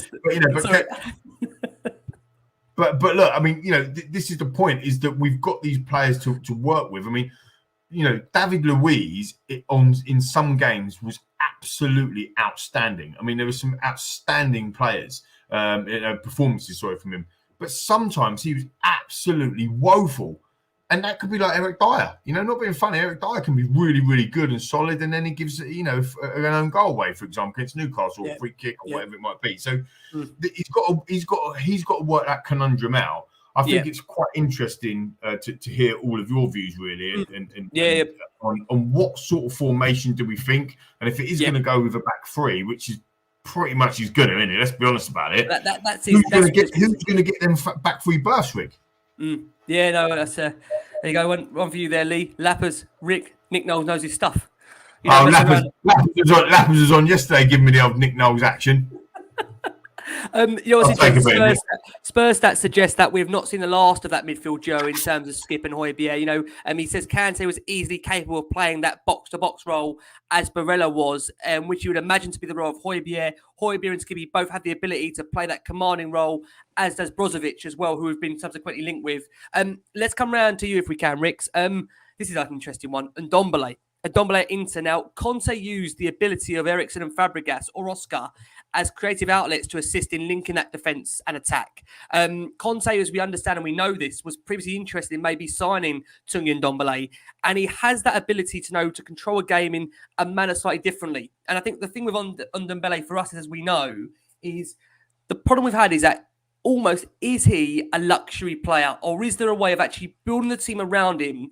And I honestly believe now with Ndombele that under the right manager, where he feels part of the team, centric to what everybody's doing, the confidence going to install under an Antonio Conte, I think this is going to be really exciting for him. And like I say, equally, you could maybe partner, Højbjerg with him and play a role like that of a Barella. But either way, there is that feeling that the likes of Lo Celso and Ndombele, what are we now, 3 years into Ndombele, I feel he might be, and Spurs stats says as well, I do think he might be destined for greatness under Conte. This could be the one where you think, my God, and Ndombele has just come alive. And I know Jason is currently tearing his hair out, although he hasn't got any at the moment. Because I know he's singing Ndombele, not again, Rick, don't go there. But what do you think? What do you mean at the moment? Was he going to do a Conte, is he? Possibly. Good, Jason. Well, you know what? I mean, I think it's exciting times for Tanguy. I think it's really exciting times. I think the fact that Conte liked him and wanted to bring him in at Inter I think that's a positive thing. It already shows that the manager has faith in his ability and faith in his own ability to get what he needs out of him. So I think that's fantastic.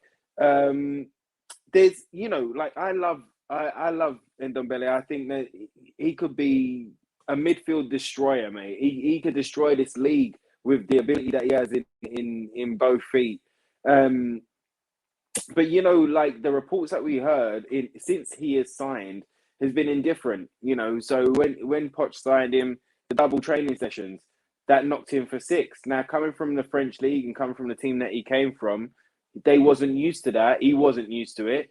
And it was a lot of work. And then under Mourinho, it was, again, a bit indifferent. He didn't know whether he was going to be in a team because, Mourinho didn't really trust him that much. We saw that in the Amazon documentary, him having the meeting with Levy and then, Levy kind of turning him around, And then under Nuno, who knows? But under Nuno, he got him to play 90 minutes, I think, at least 2 games, at least 3 games, maybe. Yep.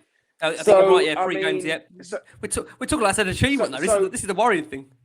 That's what I mean. What an but achievement. it Get is. 90 minutes 3 times out of a 65 million pound player. Crazy. But it is because it you know, the pace of the Premiership and what the demands were on him was a massive shock to him. Now, having Conte come in and put his arm around him and go, listen, you can be the best, and I'm going to make you the best. If that don't put some fire up in you, if that doesn't put some fire up in you, and I think it was on this show the other night. You had a reporter on called Marcus, I think it was. Yeah, Marcus Buckland. Yeah, Marcus Buckland. Yeah. Yep. Right. So I think it was him that said, I'm not sure now because I've watched so much, but I think it was him that said, it might have been Bridgie, I'm not sure, but said that Tonge was turning up late to training and then he was parking in the executive spots and stuff like that because he was always late. That's not going to happen. Whether it's Tonge, whether that's a fabrication or not. You're right. Sure, he won't get a car parking I've space anymore. So it's all going to go to Conte's entourage. There's not going to be any car parking space. But Ricks, where does he play? Like in that formation, like so if we're going that he's playing 3 at the back, where does Tunga and Dembele play? Does he play the Fabregas? Well, I'm just going with it. I know the Italian players as well, but the Chelsea team, we know that the players that are in there. Does he play the Fabregas role like alongside a Højbjerg, which to be fair, Jose Mourinho deployed him in that kind of more of a number 8, more than a number 10, shall we say? Or if you want to get him further up the pitch, where does he play? Because if you're playing a 3-5-2 or 3-4-3, you don't play with a number 10, essentially, do you? So he can't go in as a number 10, can he? So where does he play here, lads? I mean, but you know what? With Conte, you got to remember that he's the tailor. So he's going to tailor a role for him. He's going to make sure that he's ready for whatever role he puts him in. So whether that's the 8, whether that's the 8 role, we're going to see a performance from him. But remember, in the 3-4-3, or it could be a 3-4-2-1, and he could play in one of those 2 spots behind Harry Kane as well. So there are places for him, mate. There are positions for him. I think he might make him our conductor. Yeah. Well, there you go. I think he likes a conductor in his team, somebody who ticks the ball over in the midfield, and I think possibly he could play one of them, the number 8 role, a little bit deeper, not the number 10 role. Just looking at the 3-5-2 aspects of it, possibly. I mean, Skip and Højbjerg, they both obviously give everything. Both of them do, but that's a little bit limited for me. We've seen the limitations of both of them, mainly on the ball. We're going to need to upgrade that, aren't we, Frank? We're going to need to upgrade that. Yes, that's not a great one of them misses out. Do you think Skip misses out and Højbjerg and then Skip comes in a little bit more and instead of playing every single game, Skip plays maybe 15, 16 games this season rather than being a Højbjerg partner and actually is partnered in that midfield by Tunga and Dembele, who starts to conduct and pull the strings. Yeah, well, that's what we need because we're limited on the football with that 2 as a pivot, Skip and Højbjerg. We are limited on the ball. But you know what? But hold tight a minute. Like, you got to remember what Skippy was doing for Norwich last season. Yes, it was in a lower league, but you got to remember not only was he man in a match every week, and not only was he playing DM, but he was box to boxing. He was pinging Pirlo passes left, right, and centre. You know what? You're right.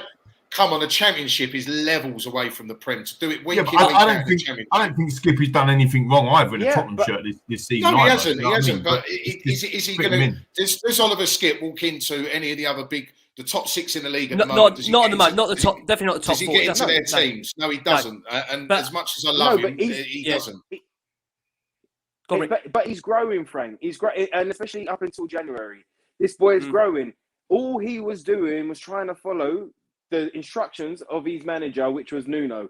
Now that he has Conte, the artist, the tailor in there, he could be given different directions. He could be given different motivations, and he could be whether he rotates with Højbjerg or plays with him.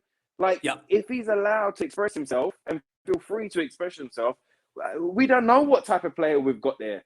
He's only just beginning. Totally agree. Yeah, we can't expect him ever. Just quickly on that, we can't expect the world from Oliver Skip. This is his first full season in the Premier League, so I do think that is an area of the pitch that will be addressed and needs to be addressed. I think we link with a lot of centre mids at the moment, and I think it's needed. Yeah, Yeah, well, I think the whole purpose, agreed. I say, is the need to, like I say, provide some rotation to Højbjerg and Skip if we are going to compete in all four competitions. On the screen there, Harry McCoss says, and I actually agree with him on this, Højbjerg should be our new club captain. Let him be an extension of Conte on the pitch. You know what? I've not even thought about this. I am so excited to see that link up of Højbjerg and Conte. When you see the passion of Højbjerg, especially that interview he gave at the weekend where he dug out for me a number of Spurs players about underperforming, I can't wait for him to be his midfield general. I do want to discuss the fullbacks really quickly. Let's come back round to Frank on this very quickly. Reguilón and Emerson, again, credit to Spurs stats here. He feels Reguilón will succeed for obvious reasons due to his pace and ability going forward. Although I'll be honest, this season I've questioned both in terms of his defensive capabilities and also attacking wise with Reguilón at the moment. That's the coach. I hope you're right, Lee. I hope you're right. I do. I think it is. I think that's the coach. When you go back to who he was playing under before, Unai Emery, I think, and you know, in his previous club when he was up and down, he's been coached by Jose Mourinho. Don't like getting forward, and then Nuno don't like it on getting forward. No, it's a spot on point there. So like I say, that might change, but also there's been a lot of people suggesting there's someone like Hakimi. But you know, when you look at someone like a Reguilón or Emerson, they're certainly, I think, on the eye already better players than Usain and Moses. But let's not forget, he had the ancient Candreva, a regular feature at wing-back in his 1920 Inter Milan team, and he was not especially fast. So Emerson's heavily attacking incline, when you look at his ability going forward, as well as defensively hugging that sideline, I think it'll be really intriguing, Frank, to see just how much our fullbacks will change. Because I've said this so often on this show that, and Lee, I think it was your debut show. We said about when we lost Carl Walker, you turned around and said to me it was massive. But Frank, for you, how important is it to go back to that philosophy of the wing backs offering us real width down the side, pace in abundance, but also the ability to defend like we did have with Walker and Rose? Well, it's huge, and I think that we're not used to playing a back three. I think it would bring the best out of Reguilón and Emerson Royal. I truly do. I think Emerson's been solid. I think defensively he's another one that hasn't convinced everybody, but I think he's done a lot of good. He's got a great engine on him. He's good in the air. He stops crosses. He's solid. But it seems to me he has been playing with the handbrake on, and that's obviously an instruction from the manager.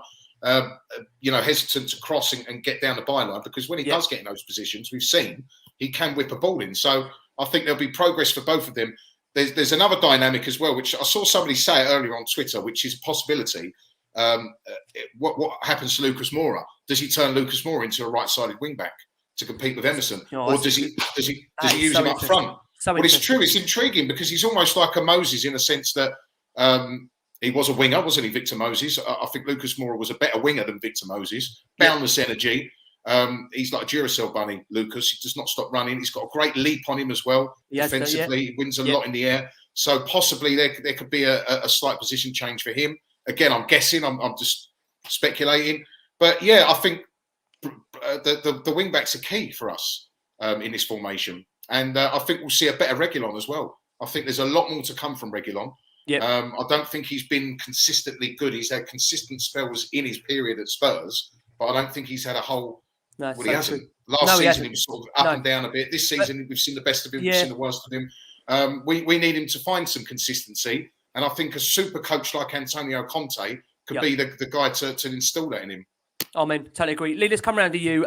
Listen, a lot has been heavily speculated over Harry Kane. And now, I mean, ultimately, from what we understand, Harry is believed to be very excited about working under Antonio Conte. I bet he is. The ambition, and that wasn't a joke, by the way. I didn't mean to be sarcastic there. We'd all be excited, right? But the ambition, I didn't mean like that. I'm not calling him a mistake, I promise you. I mentioned tomorrow now when this goes out, I can see it already going at me. But the ambition shown by Spurs' appointment is apparently thrilled him. So let's see, because I know with Harry, there's still some making up to do with some fans there. Definitely body language, and so far the Premier League has been a real difficult start for him. But ultimately now, Lee, following Conte's remarks about Kane during the Euros, where he was, very complimentary of Kane. I think he described him as being a player that if he could sign, he would be the one striker he would want to go and sign. He's spoken very highly of him, would love to work for him. How much does this change the dynamic now about Harry Kane around Tottenham? And ultimately, does Conte get him firing again? Well, I think he called him the complete striker, didn't he? The world's complete striker, I think he called him.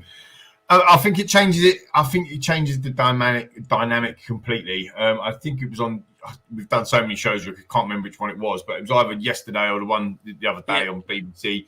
But I mentioned that I think the dynamic with Harry Kane, there's more to it than meets the eye. It's not just a clear cut, we wanted to go Man City's down tools. I think it was part of that. I think part of it was that he didn't respect or feel that Nuno was going to get him to a next level. When you got Jose Mourinho, serial winner, going into him and saying, I'm going to make you explode, stick with me. And he did, and arguably his best Premier League season last year, 23 goals, 14 assists. And then so he's a bit underwhelmed. He's also got a hangover from England, right? Because this guy has an issue around getting over losses in the cup final with the Champions League, with his Tottenham teammates. And then he goes into England with all that euphoria, doing what they've done. And he's got a bit of a hangover over it. And if you look at that first team squad, I said it the other day, Pickford's not pulling up any trees. John Stones has hardly played since then. Harry Maguire's been shocking. Luke Shaw's not been very good. Harrison's been injured. Sterling, don't even hear about him. I don't think he scored at all this season. I might be wrong there, but I don't think he has. Harry Kane hasn't. So, Jordan Sancho has been poor. So, the nucleus of that England first 11, if you like, maybe all of them have got a bit of a hangover from losing in the Euros.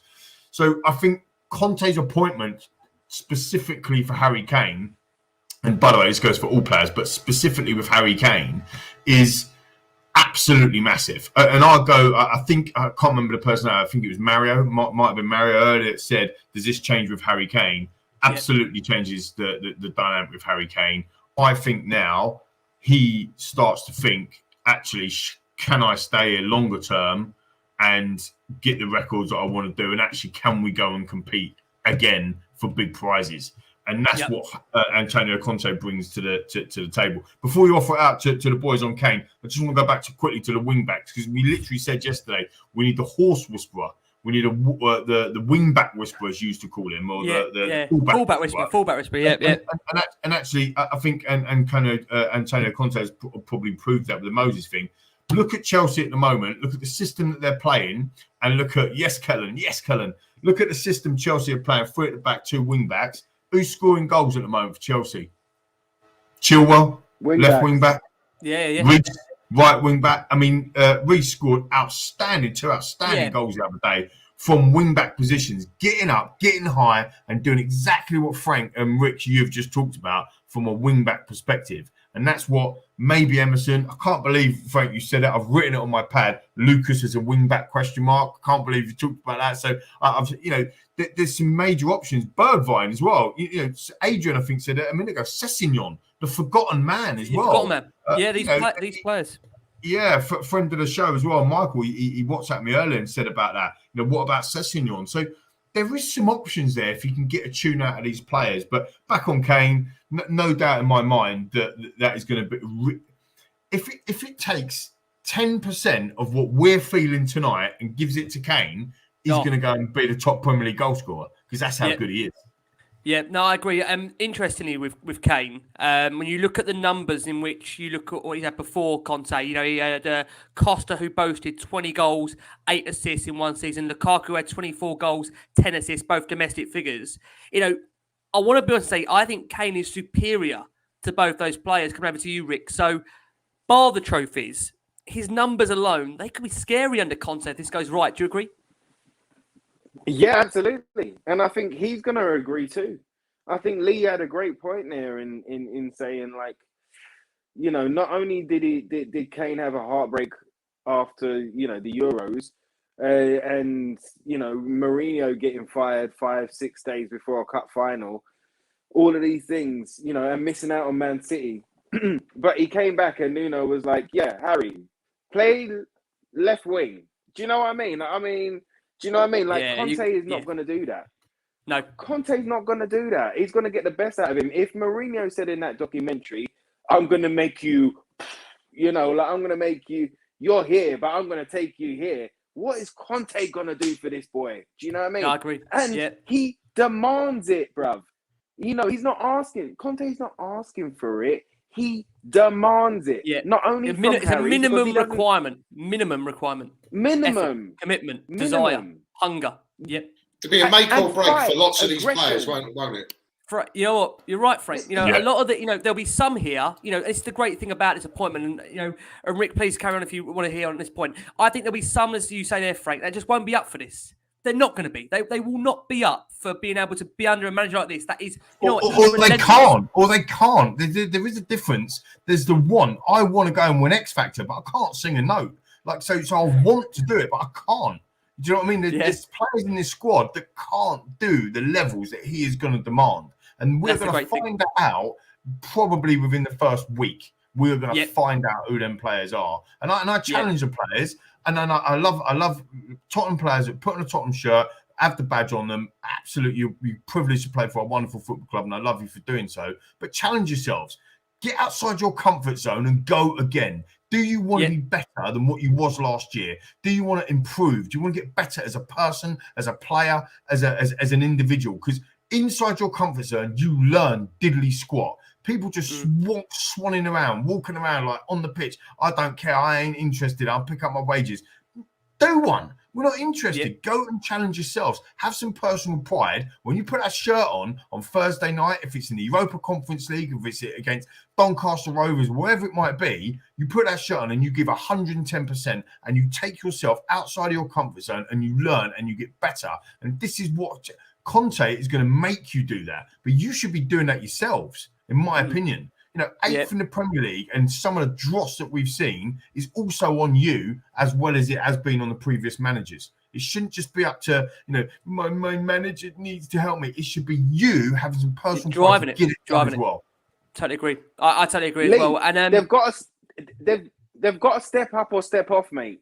Simple as step up or step off. And like you say about personal pride there, it's been too easy for some of our players to lose a game. Way too easy. And go home and play Fortnite or FIFA or whatever the case may be. It's been too easy. He wants you to feel it. I'm sure, Rich, you're going to come out with a quote. But like he spoke about defeat. When he spoke about defeat. Yeah. I mean, listen, you right, want. Cool. I know Frank is going to. Yeah, go. I will. I'll let you drop it. Yeah, no, I will drop it. I'll let Frank come in there. It's got to mean something to you. Yeah, of course it has. Totally agree. Frank, go for it. Sorry, what was you saying about what? I think we were saying there you were coming in just in terms of I'm trying to think where we're going now. Completely forgot the question. Did you ask me a question? I thought you were coming there on Rick's point. I will come to you. No, but basically I was just saying about the attitude of some of these players that has been questionable over the last, since Pochettino left. Particularly Dele Alli will be the interesting one because he has been called a lazy trainer from Jose in the past. Yeah. His attitude's been questioned time and time again. Now, if he has any self-pride left and he's got any sort of ambition to get to the top again or get anywhere near he was, he's now got an opportunity because many are saying he's finished at Tottenham. I'll put my hands up. I've been one of them. I think that his time is done here. I think majority of Frank have all been now. I think he just needs a move to freshen things up. And in life, sometimes things go flat and stagnant for whatever reason, whether it's your fault or not your fault. I just think that he needs a move for everybody involved, for himself and the club. But he's now got an opportunity to work with one of the elite super coaches in world football to try and pull himself out of this complete mire he's been in now for the best part of 2 to 3 years. Yeah. And if the penny doesn't drop with him, if he doesn't do anything, if him and Winks end up banished again by another manager, then they are truly done at Tottenham. And there's no questions left either about, this could have happened, should have that happened. No excuses. This is it now for that sort of profile of player within the club. And if he is serious about getting his career back on track, he will knuckle down for Conte. Otherwise, he's gone, isn't he? Yep, no, I totally agree. And I'm just conscious of time. We're going to try and squeeze in 5 minutes on Vitesse. Also what's been coming up about Conte is, there's this thing in the past that, he's seen as some kind of checkbook manager. I think you've got to say, and we've said it tonight on air, that, if it wasn't clear, from the immense form of Victor Moses in that Chelsea side using fringe players, from United, that included Young and Sanchez as well, it's certainly clear in the following comments from him that he says, I adapt my idea of football to my players, not adapt my players in my idea of football. I adapt my ideas within my players. He says, the manager is like a tailor, as you said earlier, Rick, a tailor who must build a dress, the best dress for the team. God, how can you not get excited by some of these comments? He says, you want to win the title, you'll have to split blood right to the very end of the final match of the season. I consider death to be a state of virtual death. I want my players who are ready to fight, put themselves in the team to try and win together. If you are happy or unhappy, I don't care. That is the Tottenham Hotspur manager, Antonio Conte. And you know what the funny thing is? We're not even going to speak yet as a Spurs manager, but we're already getting absolutely carried away. We're going to go, guys, for our final break of the show for our listeners on audio. We're just going to fit in there the audio from Mike Statham, who very kindly previewed the game for Vitesse earlier this week, but subsequently Spurs sacked their manager, and we go again. So hence the reason why the audio is back in there for you. Guys, quick 5 minutes on Vitesse. Listen, it will be, as we understand, Antonio Conte's first game in charge at Spurs, pending he gets that work permit over the line. Frank, let's start with you. How excited are you, Frank, for a Europa Conference League match? Because I know you're going to be, after this game, back on here reviewing his first game in charge. How excited are you for that, Frank? Very excited. I'm more excited for the league game because Vitesse is, let's have it right, it's Vitesse. They're a very run-of-the-mill Dutch club. It's not an Ajax or a Glamour of European football. So I'm not actually going on Thursday, but I'm going on Sunday. I'm up in Liverpool. So I'm actually looking forward to that because Everton having a bit of a wobble at the moment. They're not in a good place. Yeah. It's a good time to play Everton. And I've never actually been to Goodison Park. It's one of the only away stadiums I've not been to in this country. So I'm actually really looking forward to it. But unfortunately, I'm not able to go on Thursday. But obviously, I'll be doing the show. But just excited for change. I think we don't underestimate how poor it's been under Nuno. I mean, there's a song now. Tottenham get battered everywhere they go. Everywhere. Yeah, I know. Yeah. I heard it the other night in the West Ham game at Aston Villa. They're all singing it, and I think because of the nature of these defeats, the 3-0s, the 3-0s, the 3-1, getting bashed around London, and it's not even Christmas. We are the whipping boys of London Premier League football, or have been, and the change was needed. The shift in belief in amongst the fan base. It was horrible on Saturday evening at the stadium. It was a mix between, obviously, at the end, fans fighting amongst themselves. You've seen the pictures, the videos, you've heard stories. That hasn't happened at Spurs as long as I can remember. Fans fighting each other. No. You had a mix of acceptance from where I was sitting, just arms folded. We knew this was going to happen. Once they scored one, we knew they were going to score three. All of the cliches, the negative cliches were there because that's what we were experiencing. And I left early for the umpteenth time this season. I hardly ever leave early, 10, 12 minutes before the game finished. I left. I missed the third goal. Just depressed with the state of my football club. So just to get the fans believing again and give the place a lift is exactly what was needed. I didn't think they'd act like this. I didn't think Levy would be that cutthroat. I'm glad he's seen it for what he was because we're at a stage where the season can be saved now. So I'm glad they pushed the button when they pushed the button. So to have the shift from Nuno, who's becoming an absolute laughingstock, if we're being totally honest amongst the fans, to have that lift of having Conte, again, the personality of Conte, the energy, the exuberance, what we're going to see now on the touchline, the pure passion, is the complete opposite to Nuno standing there with his arms folded, not having, in my opinion, a clue what is going on, just looking for some sort of emotional reaction. You're 3-0 down and you're standing there. The complete disparity between the pair. Yeah.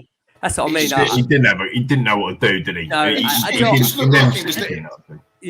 looked like a 7 choice managerial appointment. That's what he looked like. Exactly what he looked like. Exactly what he was. Yeah, exactly. It was exactly what it was. So to have the shift from where we've been to now, where we are, it's given me such a lift. I totally agree. I'm happy. The game, just quickly, the game on Thursday. I don't think they haven't opened the top tier. And obviously, friend of the show, very good friend of the show, John from Little White Rose, he tweeted earlier about, they've now sold, I think, 42,000 tickets. Have they really? Well, sold out. You can't. So, there's Crambers for actually saying, open the top tier because I think they sell it out, which is incredible, really, if you think about it. Just capturing the mood that Frank, you were just talking about. Friday or Saturday or the mood. No, people ain't going to Vitesse on my own. They ain't going. Now, everyone wants a ticket. It's the hottest ticket in town. Yeah, I love football. 24 hours. Beautiful. Yeah, no, I totally agree. So Vitesse very quickly on their form at the moment and Spurs in general. So we've amassed a measly 4 points from our first 3 Europa Conference League games so far. That was under Nuno, of course. 2 points behind Vitesse, 3 points behind the group leaders Rennes, but they are the highest goal scorers in the group with 7 goals so far. What are we expecting, Ricks, to kind of close this show? I know it's been a long one. I know people have got families out there as well that we really are testing tonight because of the nature of this. Rick, tell us, what do you think in terms of a prediction ahead of Vitesse? I don't think he was frozen there, but because he's been in that position all night, I'm not too sure now. He's gone. Right, let's go. He's frozen. No, he's gone. He's frozen. I was just talking to a statue now. I've been talking to Spurs' back line for the last 5 minutes there. And let's come around to you, Frank, on this. What do you think in terms of a prediction for you, Frank? What do you expect?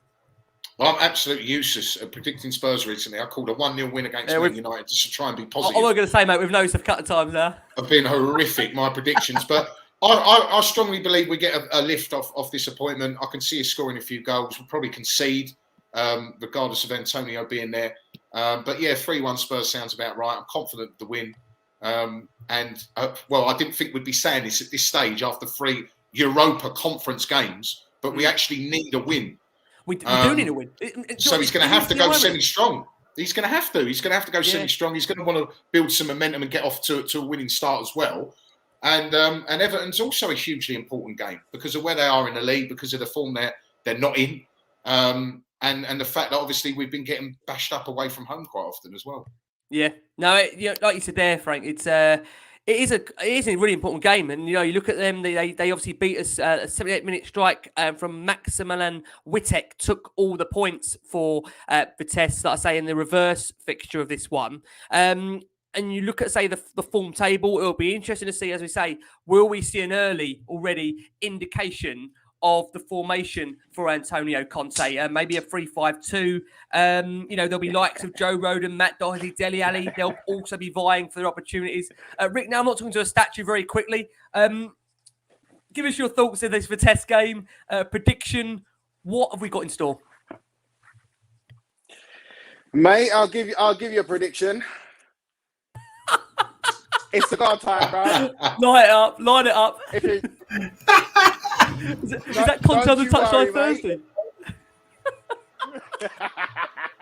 Listen, bruv, I'm going to be there thanks to William Hill and Chris Cowlin. So I'm going to be there. And the first time I'm going to be there with my dad, which basically he said he wasn't going to return to White Hart Lane or the Tottenham Stadium until England were out. He was like, until they were out, until things stop, change, I'm not coming back. And finally, I've got him to come down. Do you know what I mean? So I can't wait to be down here. It's going to be buzzing, bruv.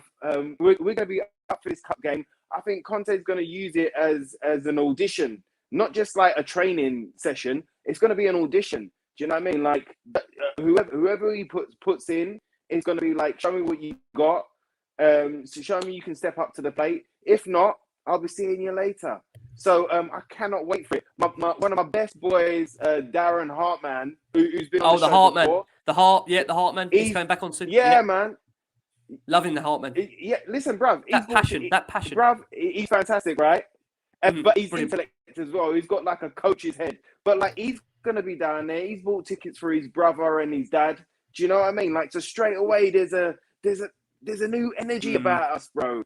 So I can't wait to be in the stadium on Thursday. Yeah. I can't wait to see the blue eyes of Conte either, bro. Oh, I can't wait to see what performances we start coming out with, and I can't wait to light this one up, man. Yeah. Let's come round and Lee to close it. Rick, sorry, before you prediction, Rick, do you give me a prediction? What are you going for, Rick? Prediction wise? Prediction. I'm gonna go for 3-1. 3-1 Spurs. Okay, 3-1. I like I'm it. going 3-1. Still conceding goals under Conte. Nothing changes over here at all. Lee, let's close it with you. Thoughts on what's been a crazy week for Last Word On Spurs? It's going to take a minute. It's got to take a minute. Yeah, it's done. Crazy week for Last Word On Spurs. 3 shows in 3 nights. Absolutely mental. Winning a night off. We're not going to get a night off. Go for it. Yeah, it's been absolutely fantastic. What a brilliant day. I don't like seeing people lose their jobs, but you had to go. So that was brilliant in a funny kind of way. And obviously to bring in Antonio Conte was absolutely outstanding. The hard work starts. It's probably already started for the players. The hard work starts now. We've got to get up that table. We've got to start playing on the front foot. We've got to start playing attractive football that we all want to see. And I think it will start on Thursday. I think, if I'm brutally honest with you, I think Vitesse Arnhem ain't got a chance. No chance. I don't think we're going to batter them. I think we will win. I think we'll win 2-0. And I do think we'll keep a clean sheet. And I think the place will be absolutely rocking. With 20,000 people, 20,000 fans not even in the stadium, I think it'll be rocking. This will be, like Rick said, this will be a bit of an audition to show everyone. Everyone will want to play on Thursday. Everyone. Every single player will want to play. So you've gone from I ain't giving monkeys about this competition to everyone wants to play. And that is the Conte effect. Do you want to come back in there, Frank, at all? No, I was just going to say, I've never seen a fan base this unanimous over a manager. As I said, when Jose was appointed, there was scepticism from many. Nuno wasn't a great appointment. Even Pochettino, he wasn't that, at the time, he wasn't an established manager. This is the first time our entire fan base is behind this managerial appointment.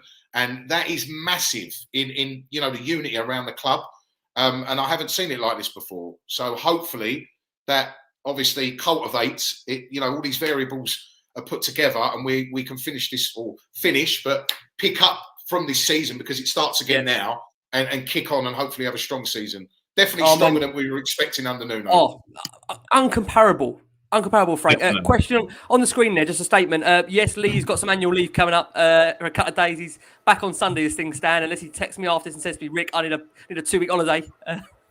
No, back on Sunday, mate. Of course, back on Sunday. Absolutely loving it. And yeah, Michael, I do have a wife. I don't know if I've got one after this. I'm not quite sure, but we'll find out. Well, I'm gonna go upstairs and find if I've still got a kid. I'll tell you, a little one. She has done one. I'll tell you, who knows what's going on after this week. Leo's fine, mate. He's Spurs. He'd be good. I'll tell you, I hope so. I can actually say to my little boy now, this is one thing about, he's at an age now where he's very, very young, 10 months old. He won't know it yet, but I'm just hoping we're at a point now where I can actually take him to that stadium in a couple of years' time. And there is some competitions that we're going to be involved in finals. And do you know what? Just to close this, for all the love, for all the support for this show tonight, for, staying by a team that, ultimately in the past have let us down, I want to say, and I mean this, enjoy this. Enjoy this. There shouldn't be a case where you've got to hold back now and think to yourself, don't worry. Just go with the flow. We've been bantered. We've been, there's so much salt in this chat tonight from West Ham, Arsenal, Chelsea. Frank was on there earlier saying it. They're singing battered wherever we go. Tell you, Antonio Conte's coming in. We're shaping up. And I tell you, we've got some unbelievable shows to come your way.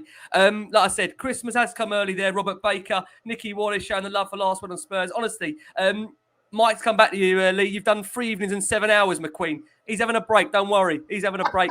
I must say, a wonderful thank you. Ricky J. Norwood. Rick's always on throughout the season. We'll have Rick back with us very soon. Rick, thank you as always. Been lovely having you on the show. Listen, always a pleasure, always an honour. What a special night to be on. We've got to big up yourself, Gaffer, Ricky, and Lee for doing all the hard work the last couple of days. Bro, it's been, it has been therapy. You and Chris Cowlin and Lee McQueen. And Frankie, everyone that I see, and Paul as well. Listen, it has been therapy these last couple of weeks, these last couple of months. But right now, the good times are coming, and I'm so happy that we was on this show, and the good times are coming, bruv. We're back. Open the damn doors, pop the champagne, walk on road with your shirt on, with a big smile on your face. Don't worry about what anybody else has got to say, because if it doesn't come tomorrow, it's coming the next day. Don't you worry. I love it. I do indeed. Frankie Major. Frank, no major, no party. We've had a party here tonight. Frank is back with us on Thursday reviewing Antonio Conte's first game in charge at Spurs. I never would believe those words were leaving my mouth. Frank, can you believe I'm actually saying that to you? You're reviewing Antonio Conte's first game in charge at Tottenham. What is going on with this football club? Brilliant. And obviously I had a 3-year or 3.5 year hiatus from this show. I didn't do the show. Since I came back, I felt like I was the Tottenham curse, because we haven't had anything since I've been a regular to talk about, anything positive. So it's nice to do one of these shows tonight, celebrating a massive appointment. And I'm even more excited to be back on Thursday, Rick, after Antonio Conte's first game in charge of Tottenham Hotspur Football Club. Woo! doesn't feel real being even saying that. And to close the show, yes, he might charge me for these hours to Mike there, who did ask me that. I'm not sure. I'm going to get an invoice through the post, which I probably can't even afford, depending on how much this guy's been, like I say, by my side the last 3-4 years. You know, he told me when we sold Kyle Walker, it's going to be painful. I didn't believe him at the time, but I didn't believe it was going to be this painful. But Lee McQueen, you know, we've had rebuild, we've had Here We Go Again, we've had Nuno, we've had Mourinho. Now we've got Conte. Can we finally say the good times are coming, Lee, to close it? I think so, and I think I echo what you said before. You know, there's so many people that err on the side of caution because they don't want to look foolish, or they, you know, they sometimes they get a kick out of, oh, well, I told you so. Oh, I knew we was going to lose, and I was right. Well, so what? Let's go out and win. You know, the fans have a responsibility in the club as well to look at a positive, to believe, to go after and see whether or not we can do something together. I always remember that Fulham run under Roy Hodgson all the way through to the final of the Europa League, or whatever it was called back then. And it was all about belief for that small club. At the time, it was a smaller club and whatever. And we just don't have the belief. And, you know, we thought it was going to come back with Jose Mourinho, the winning mentality. Some players picked that up, some players didn't. It definitely is coming with Antonio Conte because he won't have it. If you've not got winning mentality, if you don't want to step outside your comfort zone, he's not having it. So I've thoroughly enjoyed it. It's been absolutely amazing. I mean, the work that you do, Rick, is just a joke. It is just unbelievable. You work so hard.